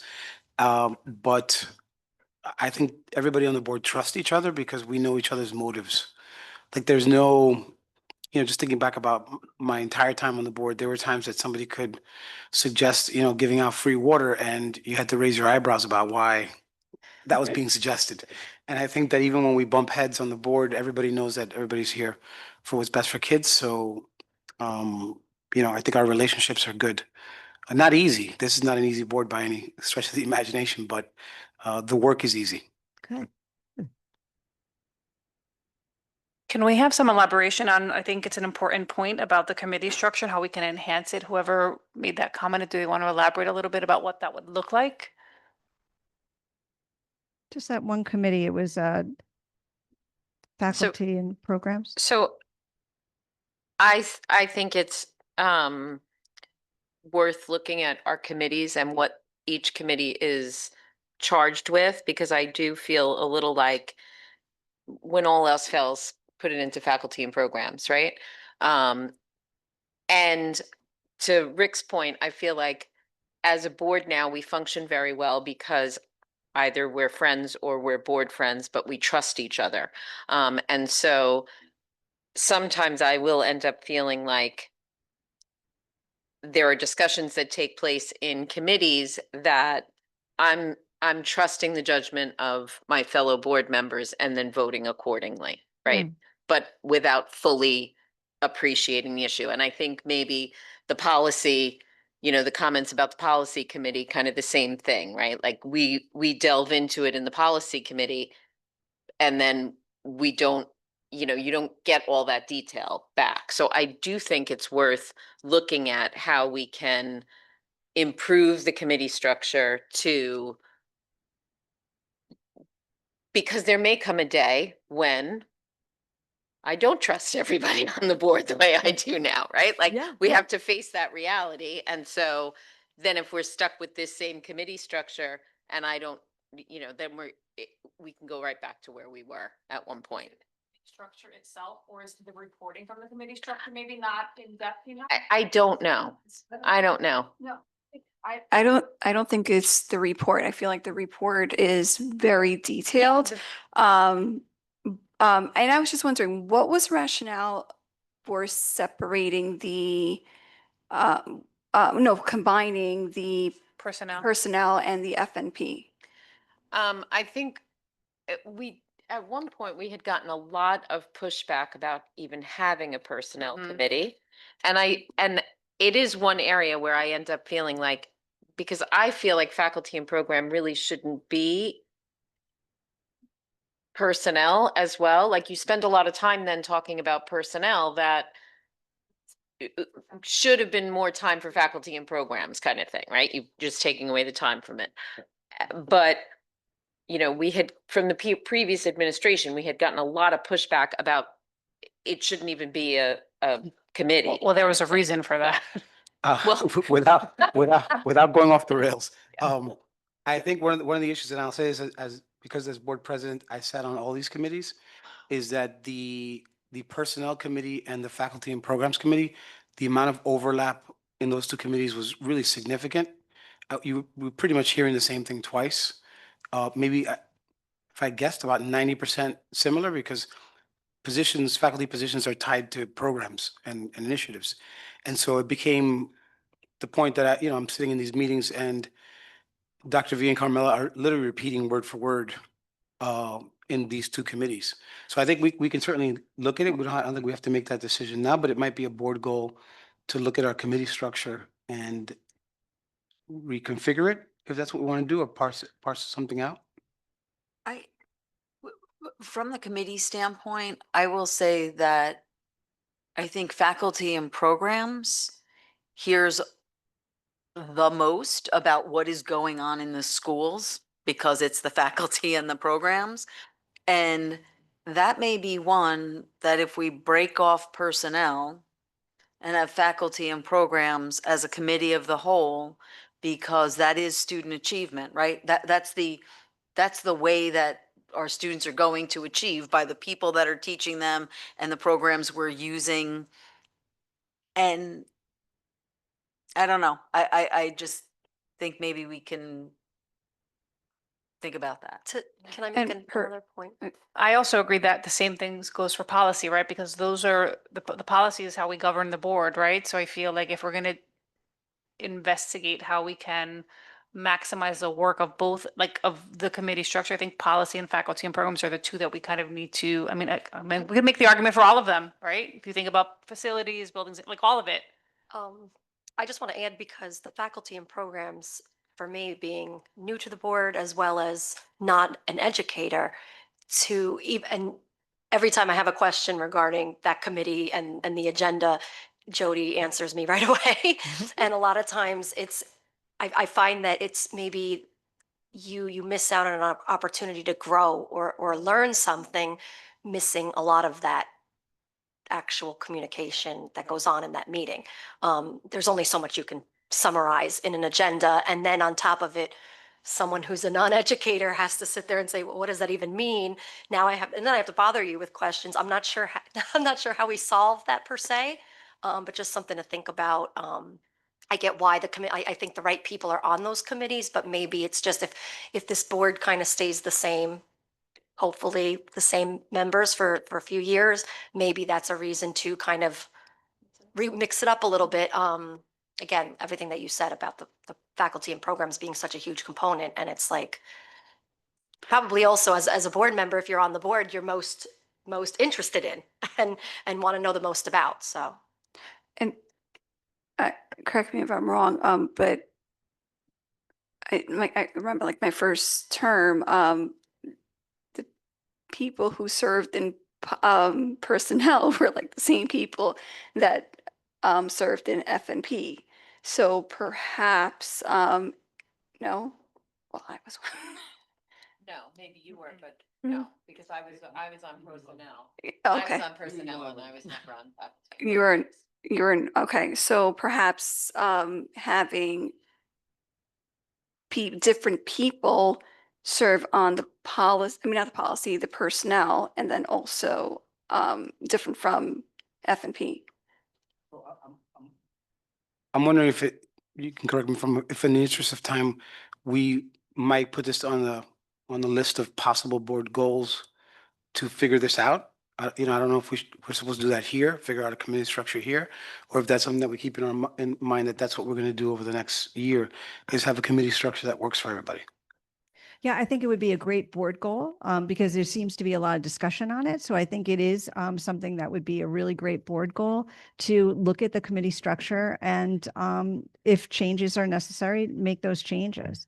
So you could have a timeline on that and, a group of, either the committee, the entire board weigh in on it or just, have maybe like a little ad hoc for it to look at that. So it's up to the board, but I think it would be a very, really good board goal, especially based on some of the things that you said.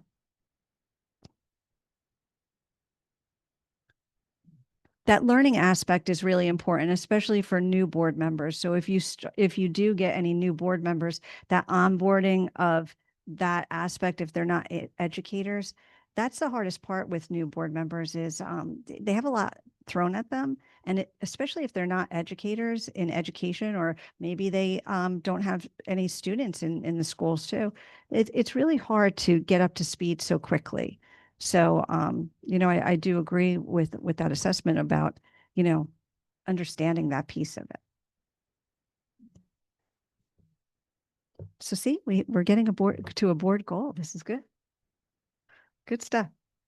Okay, so now we can move on to finance. So the GLOWs are that you provide the public with the information on district finances and the budget and invite public input. So that's great. And I can see that you all are very, very transparent. Most boards do not, video their retreat, and you're doing that. So you're a completely transparent board, and kudos to you, because sometimes that's hard. You're working in that fishbowl. And you're trying to do good work, and working in that fishbowl, sometimes that's really difficult and uncomfortable. And so you're doing that, and I applaud you for that. I wasn't thinking about that until you said it. Now I'm a little nervous.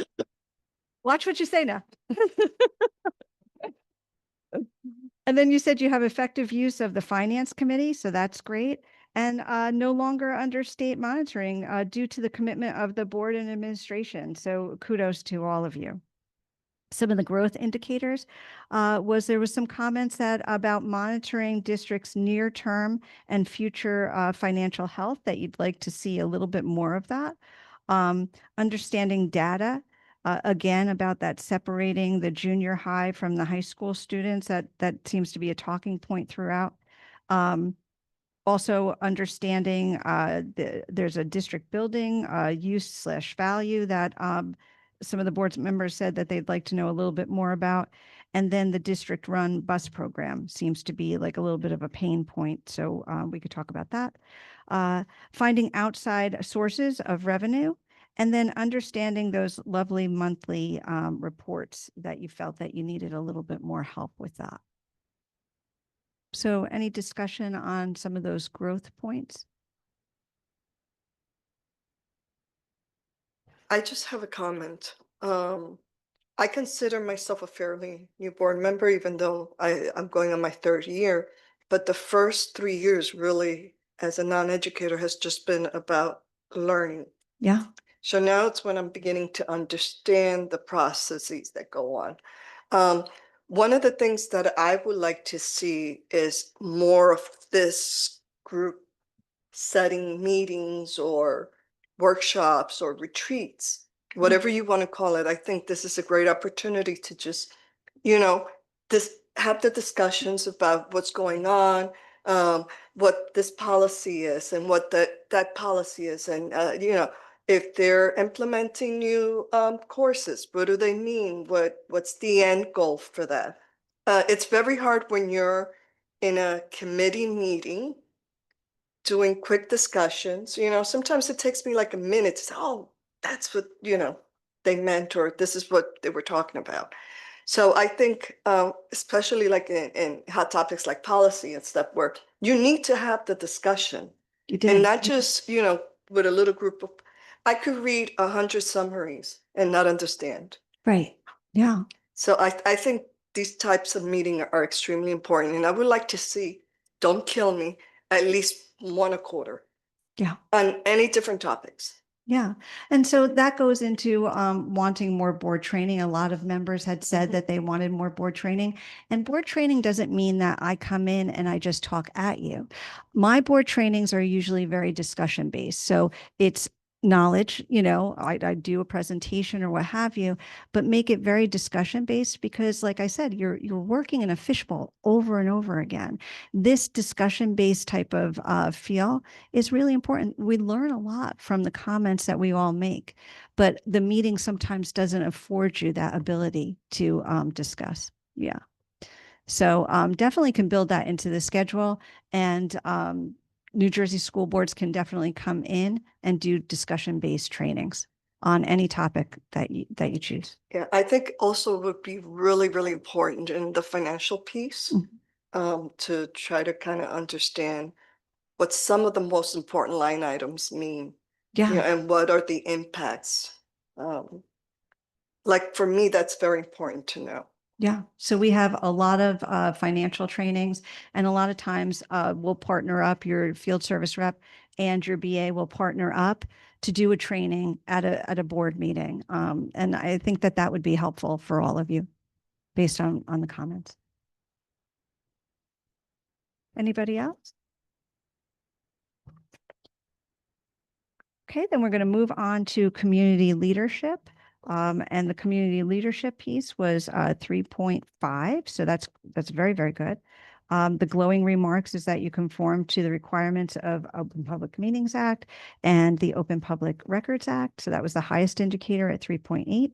And that you have really effective use of your new website, the Zoom, and also board docs, newsletter, various media sources, and the new branding that you did. So kudos to the administration for doing all that, and the IT group for doing all the things that they're doing. That's really very helpful and important to the community. So thank you for that. Some of the growth points is that the board would like to see improve board members' attendance at school district events. Sometimes that's hard when we have, a lot of things going on with work, but a lot of times really super effective boards will actually make a schedule so that everybody knows, when they can be there and things like that. Enhance community engagement. There was a lot of comments about a two-way communication, that you felt that there was a lot of one-way communication, but that you wanted to see more two-way communication with the community to have more opportunities there. And then to increase participation of the community by in policy, inclusiveness, and reflective of the community's diverse voices, that you felt that some of the policies weren't reflective of all the stakeholders. So any comments on some of those growth indicators? I'm just wondering, what percentage of districts in Bergen County, New Jersey, have a community relation committee? And also those districts that do have a community relation committee, does that provide more opportunity with the two-way communication? And also, what is the purpose of the CRC? Yeah. And who serves on these committees? Right. So good questions. I can't speak, and I don't want to misspeak to Bergen County because I don't know Bergen County. It's not my my county. But in some of my counties, there are a lot of that community relation committee, and they're charged with doing a lot of different projects. Sometimes when boards decide to do a strategic plan, the communications, the committee will do the communication on that. Send out those invitations in conjunction with the administration. A lot of times they'll understand, like they'll talk about doing social media things or events. I know that in my hometown, we have something called Art Standing. The Community Relations Committee was very involved with that. And getting that up and running and thought process behind that. So sometimes it's just about events that go on for the community. Sometimes it's a stakeholder piece, getting input, and what's the mechanism to do that? That's what the committee would be charged with. And then that would be a series of board members. So sometimes when boards are struggling to get parents involved or the community involved, they partner up with the administration and have a committee. Sometimes they just do an ad hoc committee on a certain event.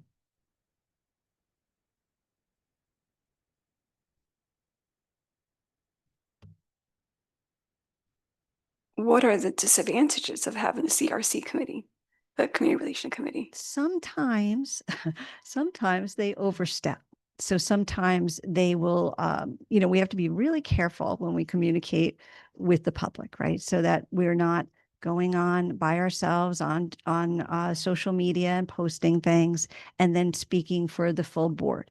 So sometimes a committee member will go on thinking that their job is to communicate, but then it seems like they're speaking for the full board. So that can be an issue against the code of ethics. So there's like a really fine line there. So the people that you choose on that committee would really have to understand the role and understand that they have to partner with the liaison, the administrative liaison. So usually it's circled around, some type of event or strategic plan. I don't know if you've ever done a strategic plan here. Sometimes it's around that as well. Would it be appropriate to survey the community as to, in giving, some options of certain topics, like let's say pre-K or RML population or special services, around these type of ad hoc committees or a public event of some sort? Where I'm a little bit torn is that we have very little participation from the public at the board meetings. Mhm. And I'll be honest, it can't be because we're doing a bad job right now, because this room used to be full when we weren't doing that great of a job. And so I know people come from this for the spectacle, and people would get sometimes charged up by certain individuals to come out and, bring the pitchforks out. Yeah. cause a ruckus. So I'm not sure if it's because, everybody thinks there's no action here and things are going well, that we're a victim of our success in that way. I'd be open to surveying the public to see who would come. Um, Yeah. yeah, Stepping, right? Like that would be something that Yeah. That would be a climate survey, and that would come from the administration. Yeah, Mhm. I feel like the Community Relations Committee is really about promoting what the district is doing, whatever events and But not that having- we would help to promote and bring those people in, not to run the event. They run the event. We just help Right. bring the people in. I'm So the assuming. committee is the what, and then the administration is the how. So we have to always remember that, even with goals too. The board is the what, and the administration is the how.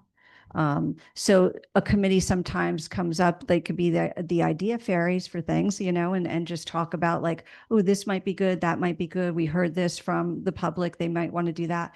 And then hand it over to the administration so they could talk about maybe an action plan for that type of event.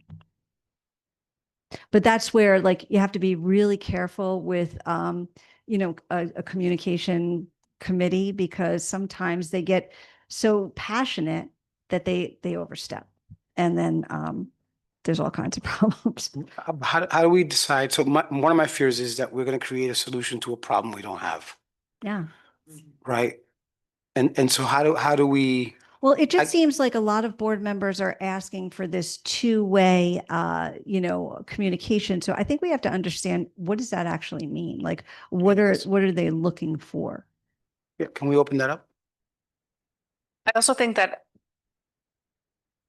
community participation at board meetings is low, but I think the administration would argue that we're hosting all of these events, that they are participating in the community-based events, that the administration is, right? Dr. Reed, like our parent academies, like they were well attended this year. Yes, no, I'm just wondering. And I'm not quite sure it's the board's job to pack the houses on those things. I think that's part of like the district's administration's like social media, like getting the word out, but I'm not quite sure it's our job to make that work happen. And I may be wrong, but am I wrong? Right? No, you're right. Okay. Thinking out loud of how we would, like, every time I try to operationalize that, I get to the point where somebody checks me like you did and says, that's kind of the administration's job. Yeah. And so I mean, the board can't send out a survey. That would not be yeah. appropriate. So what are we doing then? Yeah. I mean, sometimes boards just want to have an idea sharing event with each other about community input, about community engagement. They just, so they make that committee so that they could talk about the ideas and then hand it over to the administrative liaison for that committee. So we would have like an ad hoc committee where the board meets to talk about these things and then come up with suggestions for the, Yeah, just come up with the, the what. no and public hand it over. present. No, it would be a committee meeting. Or you could do it as committee of the whole and have that subject matter. It depends. But like I said, you have to, this talk about this two-way communication, you have to determine what the board's actually looking for. Because it just wasn't, there wasn't an example there. So I'd like to see, what does that actually look like in the trustee's mind, two-way. Because as board members, you can't do that. So, Also, I think we can only do so much for two-way communication. We're Right. only one. So and I think we've all seen that, like, oftentimes people are very quick to want to communicate their thoughts or opinions on social media, knowing that it's going to come back to us in that way. And it can be frustrating. Like, we do have email addresses. They know where to find most of us. And maybe a few will, but at the end of the day, we could have a million different meetings, discussions, try everything. We do share when, in very simple ways, remind people that there's an event going on. And even then, people are going to do what they're going to do, unfortunately. But Yeah, so I just had, just for an example, I had a district of mine, Manchester Regional High School, and they were struggling with some community engagement, and it's 3 different communities that come together for that regional high school. And they decided to do a midpoint check-in on their strategic plan. So their strategic plan was 5 years, and they said, you know what? Why don't we do a midpoint check-in? So the superintendent did a presentation on the state of the district. And then we did, I facilitated just breakout rooms for community members to talk about different aspects of where they are and what they'd like to see, you know, they talk about the improvement, but then also get their ideas on, you know, should the board be shifting and, you know, moving over to one spot or the other, their thought process on how their students are doing and what they'd like to see. And so I structured it with like 5 different questions based on the check-in presentation.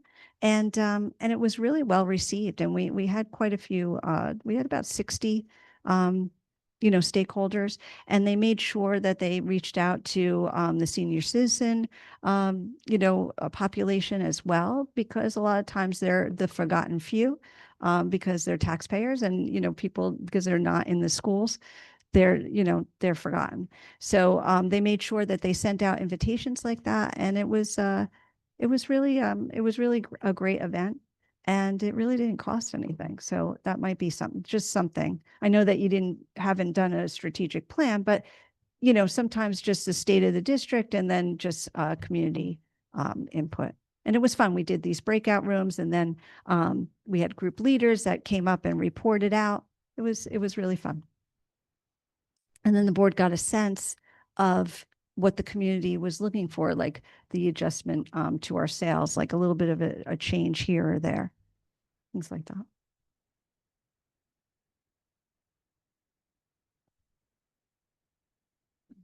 But it's hard. And a lot of times members of the community don't come unless there's some kind of drama, you know. And like you said, they enjoy sometimes that piece of it, unfortunately. We could have some fights on the board. Maybe that'll Yeah. increase participation. Yeah. So, but good questions about that. So thank you. So then we're going to move on to the board goals. So the board goals of 24-25. Goal number 1, you said that satisfactory progress was made, that you increased trustee knowledge and comfort on school finance. So you're moving the needle a little bit on that one. Goal number 2, satisfactory progress made. The board will increase opportunities for parents and taxpayers to communicate their needs, wants, and observations through increased community contact. And you're doing that with that new branding, that new website, that's all part of that contact. Goal 3 had little to no progress was scored to engage in professional development in support of district goals with specific programs to be determined. So so that we talked about that, the training piece. And then you achieved goal 4, the cooperation for the district administration to develop a new mission statement. We talked about that for the public school district. So that was good. So we achieved that. So that's off the list. And now we get to talk about what you want to do for this coming year.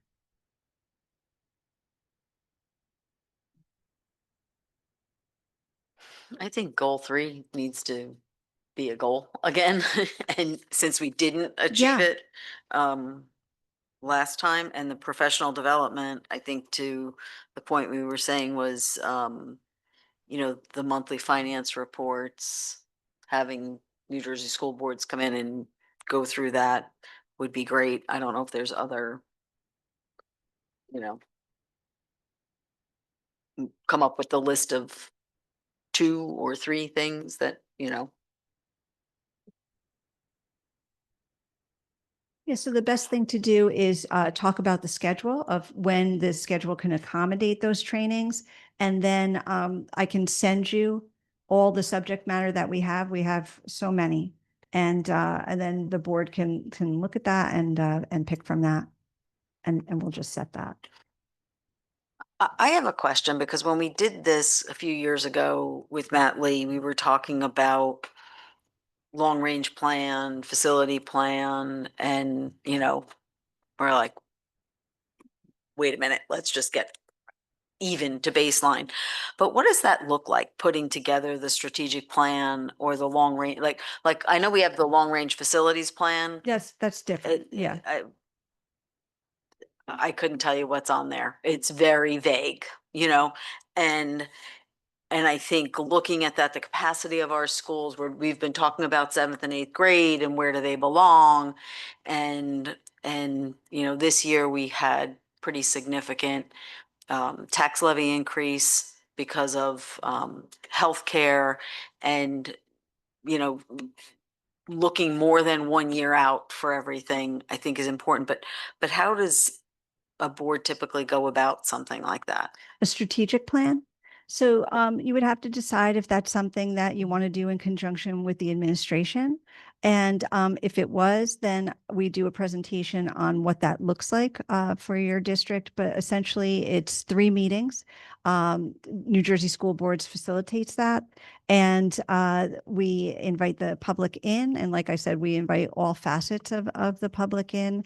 And then we have breakout rooms and different, for each meeting, we have different subject matters so that we can get all that input from all the stakeholders. Once we do those 3 meetings with you all in the public, we hand everything over, all the data. I do a huge report on that, hand the data over to the administration, and they come up with the action plans and actually set goals based on all of that data that we received from the strategic plan. Events. So is the strategic plan like year 1 for the board, and then in year 2 it becomes district goal It rolls information? into that district goal, so that first year you're doing that whole event, you're giving that over to the administration. They come back with the action plans, and then you pull your district goals out of that strategic plan, because the strategic plan is 5 years. So you're pulling those goals out of the strategic plan. So district goal setting becomes much easier because you're just utilizing the work that you did for that strategic plan.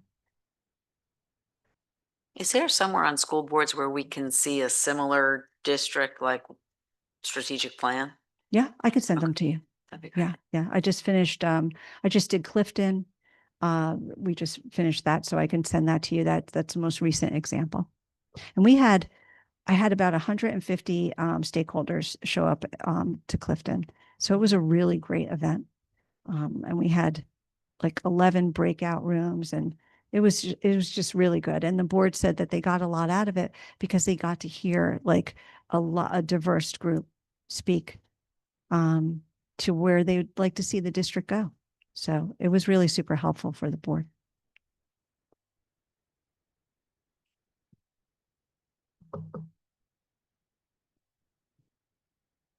Can I just share what I've heard?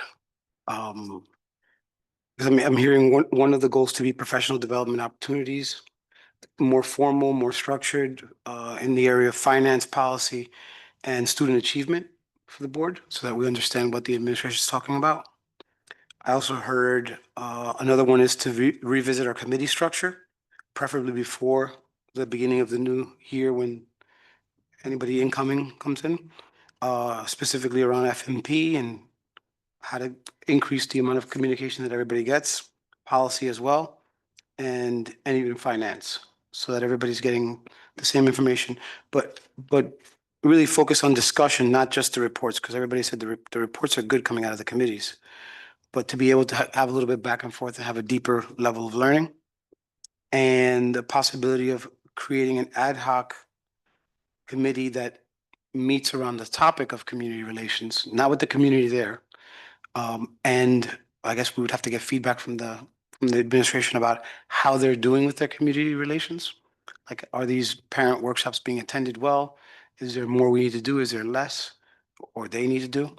and that ad hoc committee would provide suggestions to the administration? Can we lump that into the committee structure, revisit the committee structure? Like, Okay. because if we're gonna create even an ad hoc committee, Mhm. feel like that's all one goal then, right? Okay. Can be a topic. So you have about 3 goals there, correct? Or 2.5, yeah. Board training and then committee structure. Okay. And, yeah. Okay. Anything else? How do we start the long range plan? Yeah, like how do we start? Since I've been on the board, we kind of have said it, right? That we're taking it a year at a time. And I think we're mature enough to put out a bigger plan and execute on it a year at a time. But, and whether or not we even finalize the plan, I think we need to figure out what do we need to do? How do we go about it? I think I think we're in a place to start talking about putting together a strategic plan. You know, I don't think we were there last year or the year before. We didn't know where we were. But certainly, would it be a board goal for us to start thinking about how, so by this time next year, not having a strategic plan, but being poised to start one, To start the process? Yeah. start the process, yeah. To have further discussion about the process, what it would look like. And like I said, I can come in and do a presentation on it so that you could see what that looks like, how much work would go into that.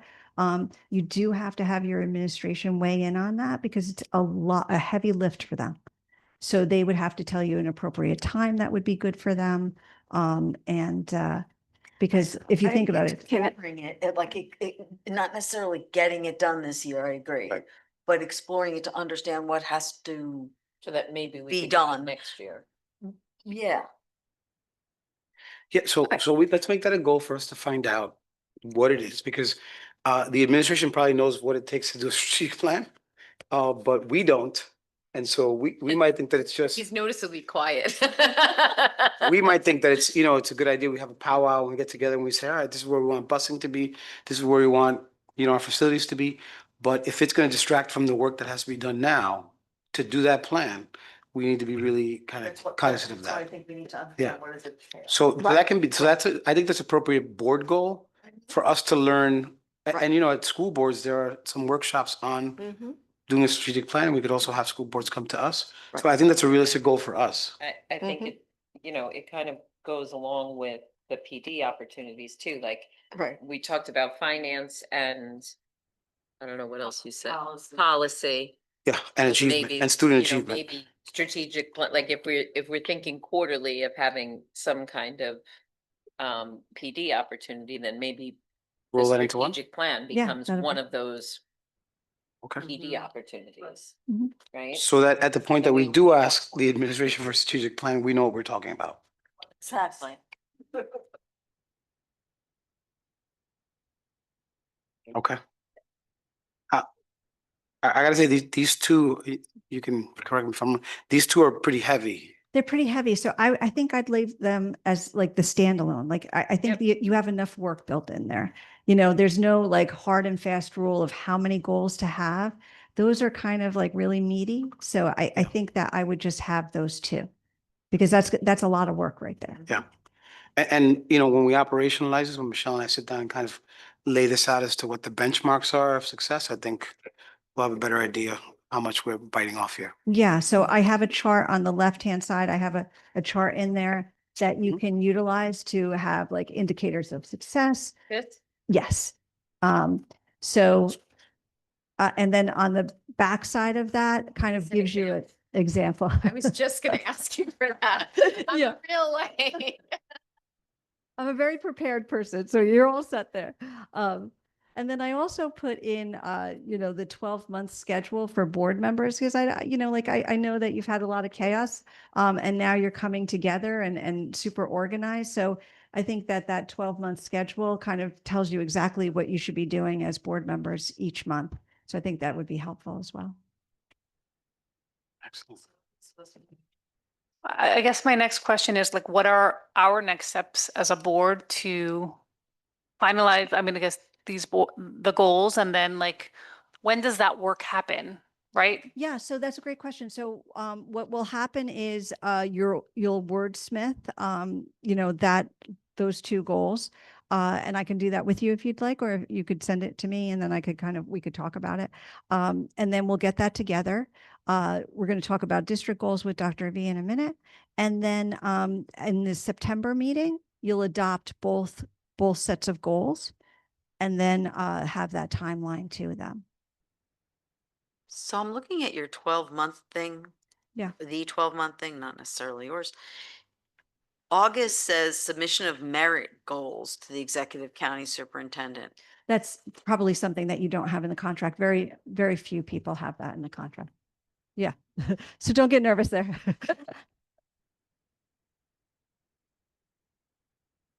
But that calendar really keeps you on track of what you really need to be doing. Because I don't know if you have like ethics training in January, things like that schedule. You do that. Okay, good, good. So things like that. Yeah. So my pleasure. So What happens now? Like right now. So what happens right now is we are done with our work for the board. Now, Dr. V has to talk about his goals. And if you feel comfortable with them, everything gets written up and then you adopt them in September. Thank you, everybody. It was really good work today. Thank you very much. This was very helpful. Thank you.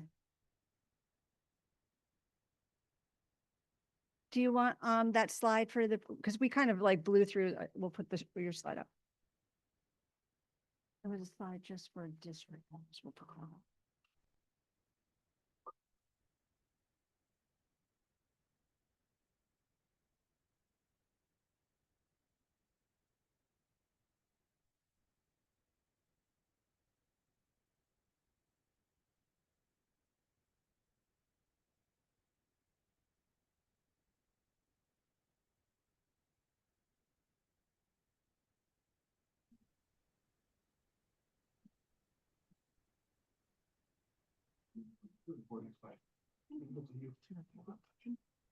Joined, huh? Yeah. It was gonna join like that. Join both of them.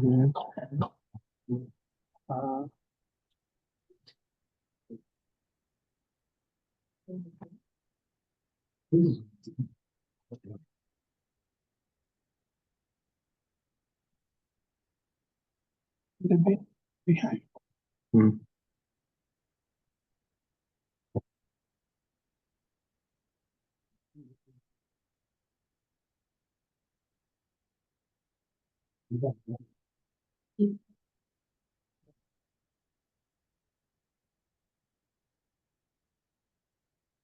I guess while we set that up, I'll just thank this incredible board, or I'll thank them later. Is microphone? No.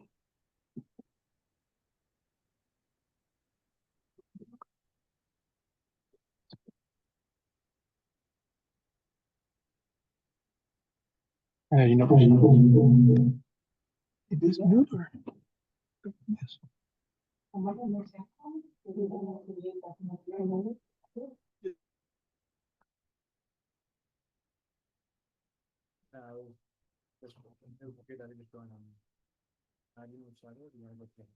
No, we're just going to do slides next. Can I just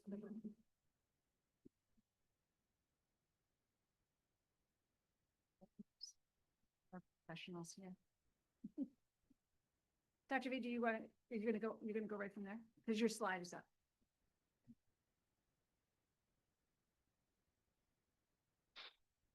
Very well, thank you. Excited to present the proposed district goals. Again, it's important to note that the board has received these in advance, but happy to provide some context both for the board's benefit and for the community who may be tuning in, just in regard to some of the specifics. In terms of the process, these district goals were developed as a result of board feedback as part of my evaluation process. And these goals were developed in collaboration and reviewed by our principal team, also by my senior cabinet. And they are also going to be aligned with our professional development plan to ensure that, as it relates to our staff members, that they are receiving the appropriate and effective professional development towards attaining these goals. And in regard to the first goal, it's also important to note that it is in conjunction with Little Ferry that I recently met with Mr. Perapaulo, Superintendent of Little Ferry, to confirm that we're on the same page, and we're happy to move this goal forward. So a bit of a joint goal here. And in terms of goal one, as it reads, the idea here is to create an educational framework through our partnership with Little Ferry to align both instruction, curricula, and student support, ultimately to drive academic and college career readiness. The board should anticipate in September through the committee structure receiving the action plan to attain these goals, including responsibilities, timelines, and evidence that will then be used as part of my evaluation.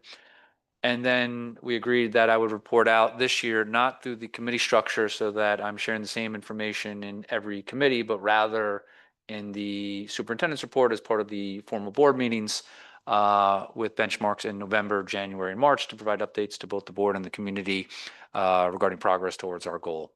So as it relates to goal one, some examples of some of those major activities. Well, first, we purposely aligned our professional development calendars. So one thing that we have potential to look at would be to develop some level of articulation with staff members from Little Ferry and Richfield Park to develop instructional strategies, review curriculum, to provide support to students. Ms. Triglia has already contacted the Director of Curriculum Instruction in Little Ferry, Mr. Dunn, to set a meeting over the summer months to begin to review such items. Other examples would be shared learning walks, where administration from Little Ferry would join our learning walks here, and potentially vice versa for us to then join learning walks in the classrooms in Little Ferry. Other examples would be data reporting for families, agreeing on some common reporting lines.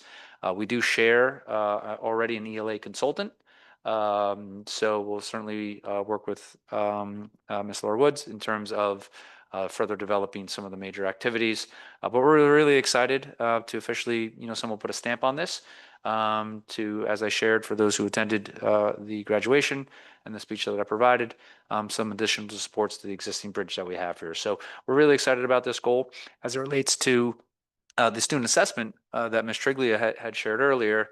Naturally, as we were receiving Little Ferry students in their freshman year, it would totally make sense for us to partner to further this partnership between the two districts to develop some commonalities and build upon the existing assessments and instructional strategies that may already be existing, as that theoretically and the specific goal here, as noted, is to improve academic growth and performance. So to develop some of those common grounds and to further our partnership, I really believe is going to be great for this year. Excuse me. In terms of District Goal 2, the idea here is to enhance special education programming through data-driven practices to maximize student achievement outcomes. So this goal specifically focuses on special education services using specific student data, evidence-based practices to enhance learning outcomes for students with disabilities. Some examples of major activities may include, when we went through the QSEC process, we're very fortunate to have two very dedicated, knowledgeable education program specialists here in Bergen County. They had provided some recommendations to Ms. Triglia and I in terms of some other districts who are seeing really thriving, results in terms of their students with disabilities on state assessments. So examples would be to do some site visits in some of those districts to learn a little bit more about some of the practices that they've implemented to have some successful student outcomes. Other examples Ms. Triglia had alluded to in part of her presentation was further looking at annual goal reviews, progress monitoring. We're also going to be looking at providing professional development in terms of inclusion settings. So we already have that set up for day one of our, or excuse me, day two of our welcome back for staff as part of our professional development package. So we're going to be looking at, a number of items here. But again, we're really, really excited about this goal and confident that, we'll be able to attain it in terms of the intended outcomes. And then lastly, in terms of District Goal 3, to optimize financial operations and strategic resource management, we heard that directly related, to the board evaluation process that we heard earlier, as that was one of the specific categories. As we are moving out of or have moved out of state monitorship, one of the recommendations here was to develop a new position, financial analyst, which we now have that individual in the position over the summer months. So we're going to be looking at ways to elevate the district's financial management in terms of strategic allocation of resources, maximizing efficiency, ultimately to support educational priorities. And the idea here, as potential major activities, would be to provide not just the finance committee, but the board as a whole with updates, a better understanding of the financial picture, and to continue to monitor our resource allocation. So again, excited about this goal. We believe that in this transition out of state monitorship, we want to not only sustain our financial status, but also just enhance it in terms of our communication, transparency, and some of the things that we'll be looking at within that department. So those are the broader goals. And again, the board should anticipate receiving the major activities and the evidence by September. And I'll be reporting out at those board meetings as noted earlier. So happy to take any questions or comments if the board has any at this time. I do. First, I want to say I read the goals that you sent out to us right after I completed the board evaluation and was very happy to see that they aligned with a lot of the things that at least I put down on the board evaluation. So that was great to see. One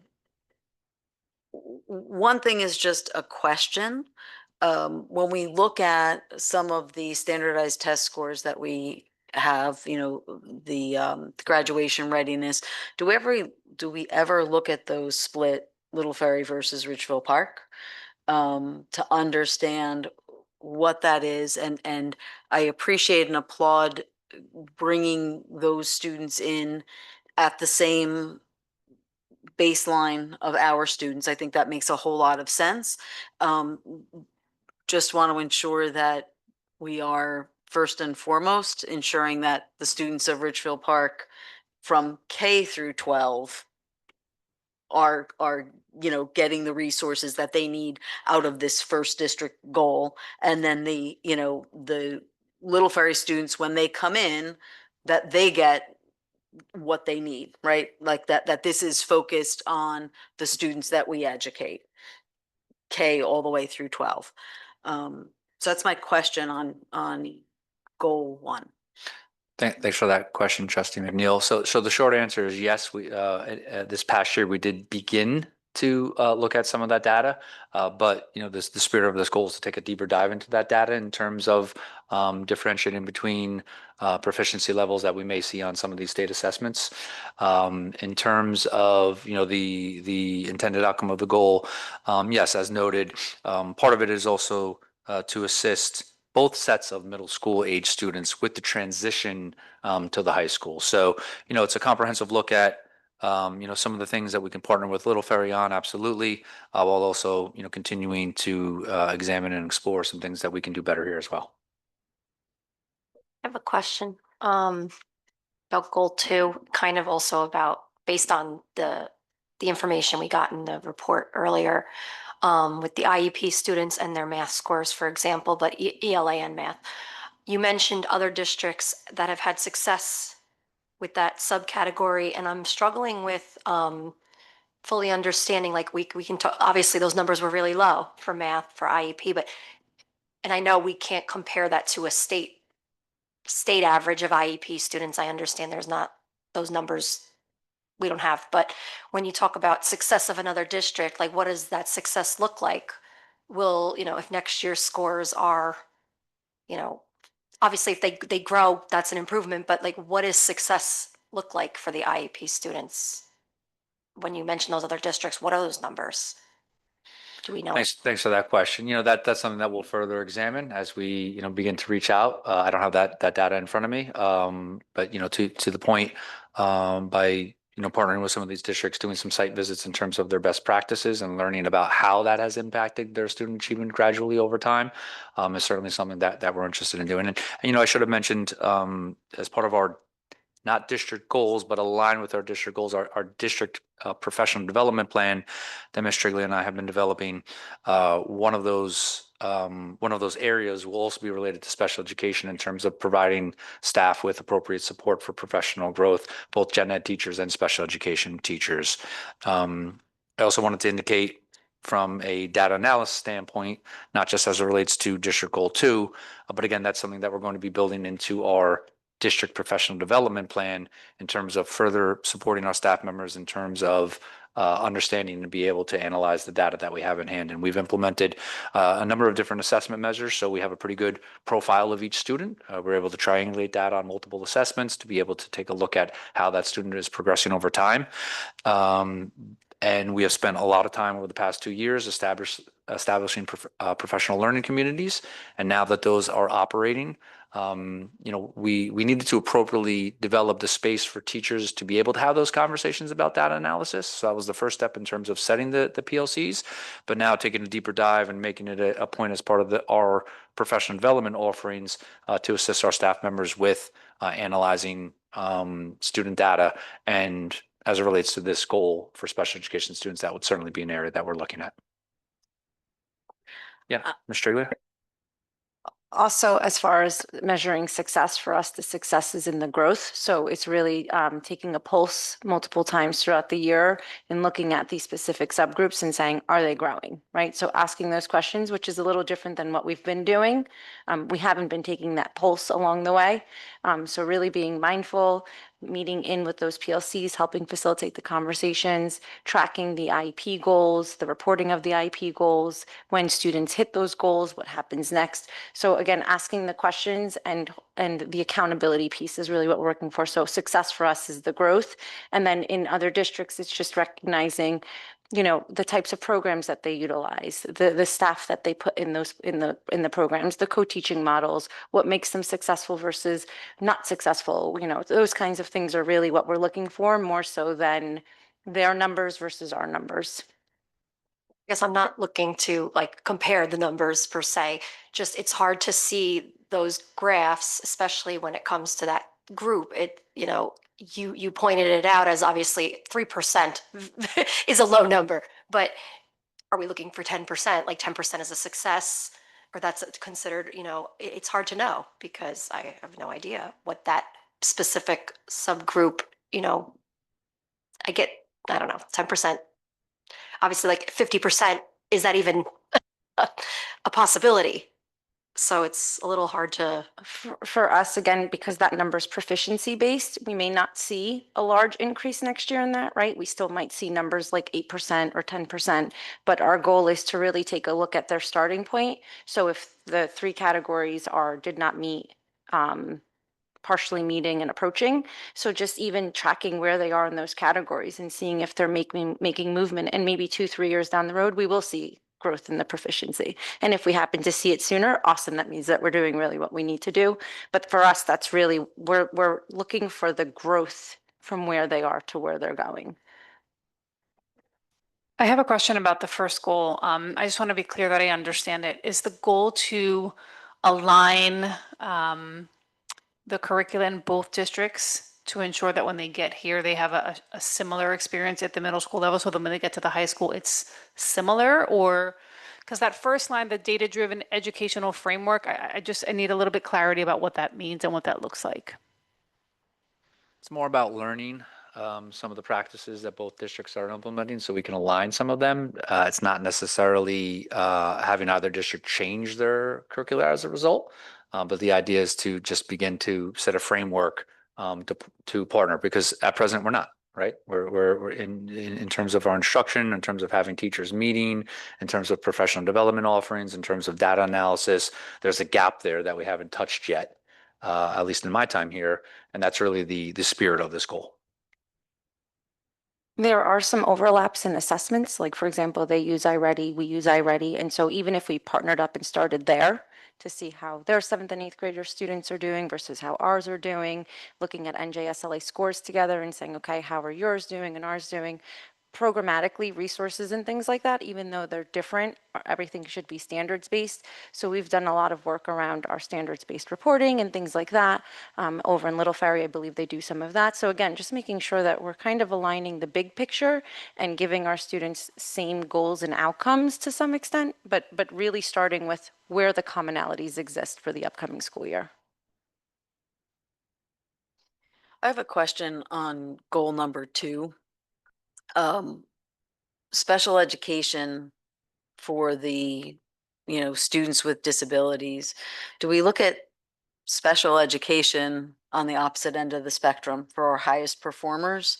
And where are they and where are our teachers in having the capabilities to challenge students who may be in classes that they're bored in?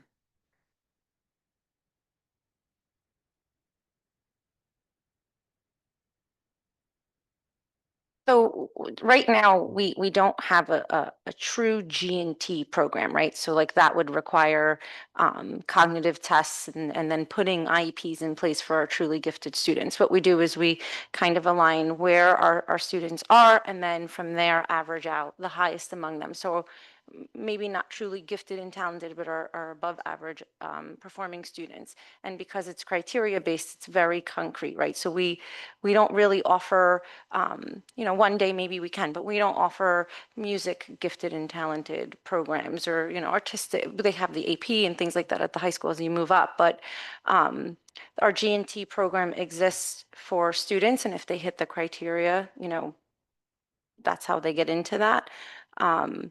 Currently, what we're really trying to work on is the basics and really trying to figure out, stop teaching to the middle and really trying to figure out how we can reach all levels, looking at that differentiated instruction.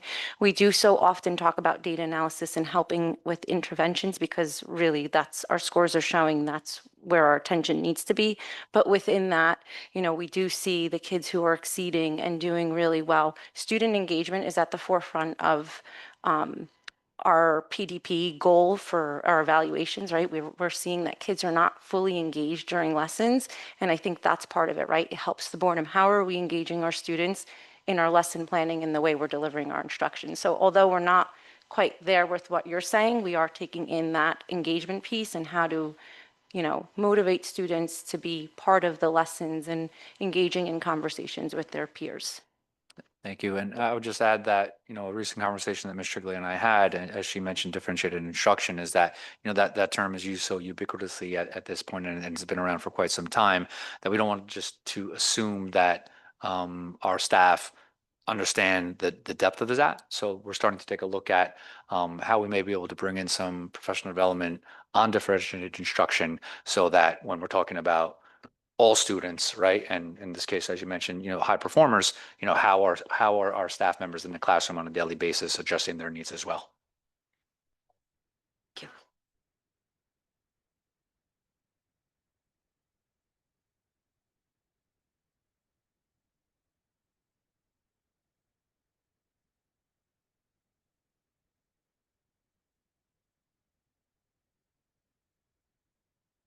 These will be on the agenda for approval.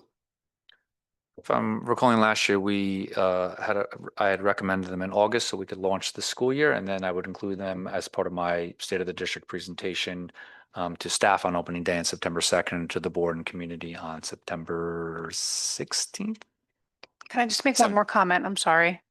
I really see the need and I understand why the district is moving in the direction. You guys made the decision to start with the middle school articulation. I know that there's been so much work done in the district with regards to making sure strengthening our data-driven practices at the elementary school level by building a manual. I would really hope to see that work extend to the high school because it seems from our data that sort of practice needs to be extended to the high school level. So I'm hoping to see some of that work embedded into this work, if I'm being clear.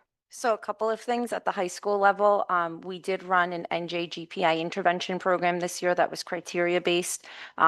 In some instances, students sought out the support and interventions, which is rare for 11th graders to be like, hey, I want to be part of that. I want to come after school, or I want to be part of that class.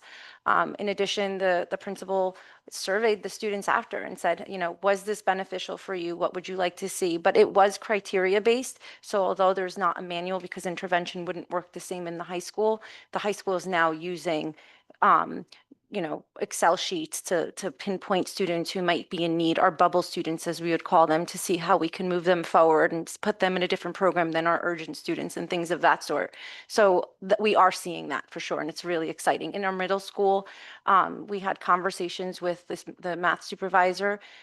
In this year, when they identified students who were moving into the honors tracks, they had to have difficult conversations with parents and saying, why wasn't my kid chosen? And it was a much easier conversation because there was criteria that supported decision making. So, even that we are moving towards putting clear protocol in place and full transparency. And to the community members who are listening, if you do have questions like that, we encourage you to ask for the data, to ask, why we make the decisions we do, because 9 out of 10 times we can back it with why we're moving in the directions that we are.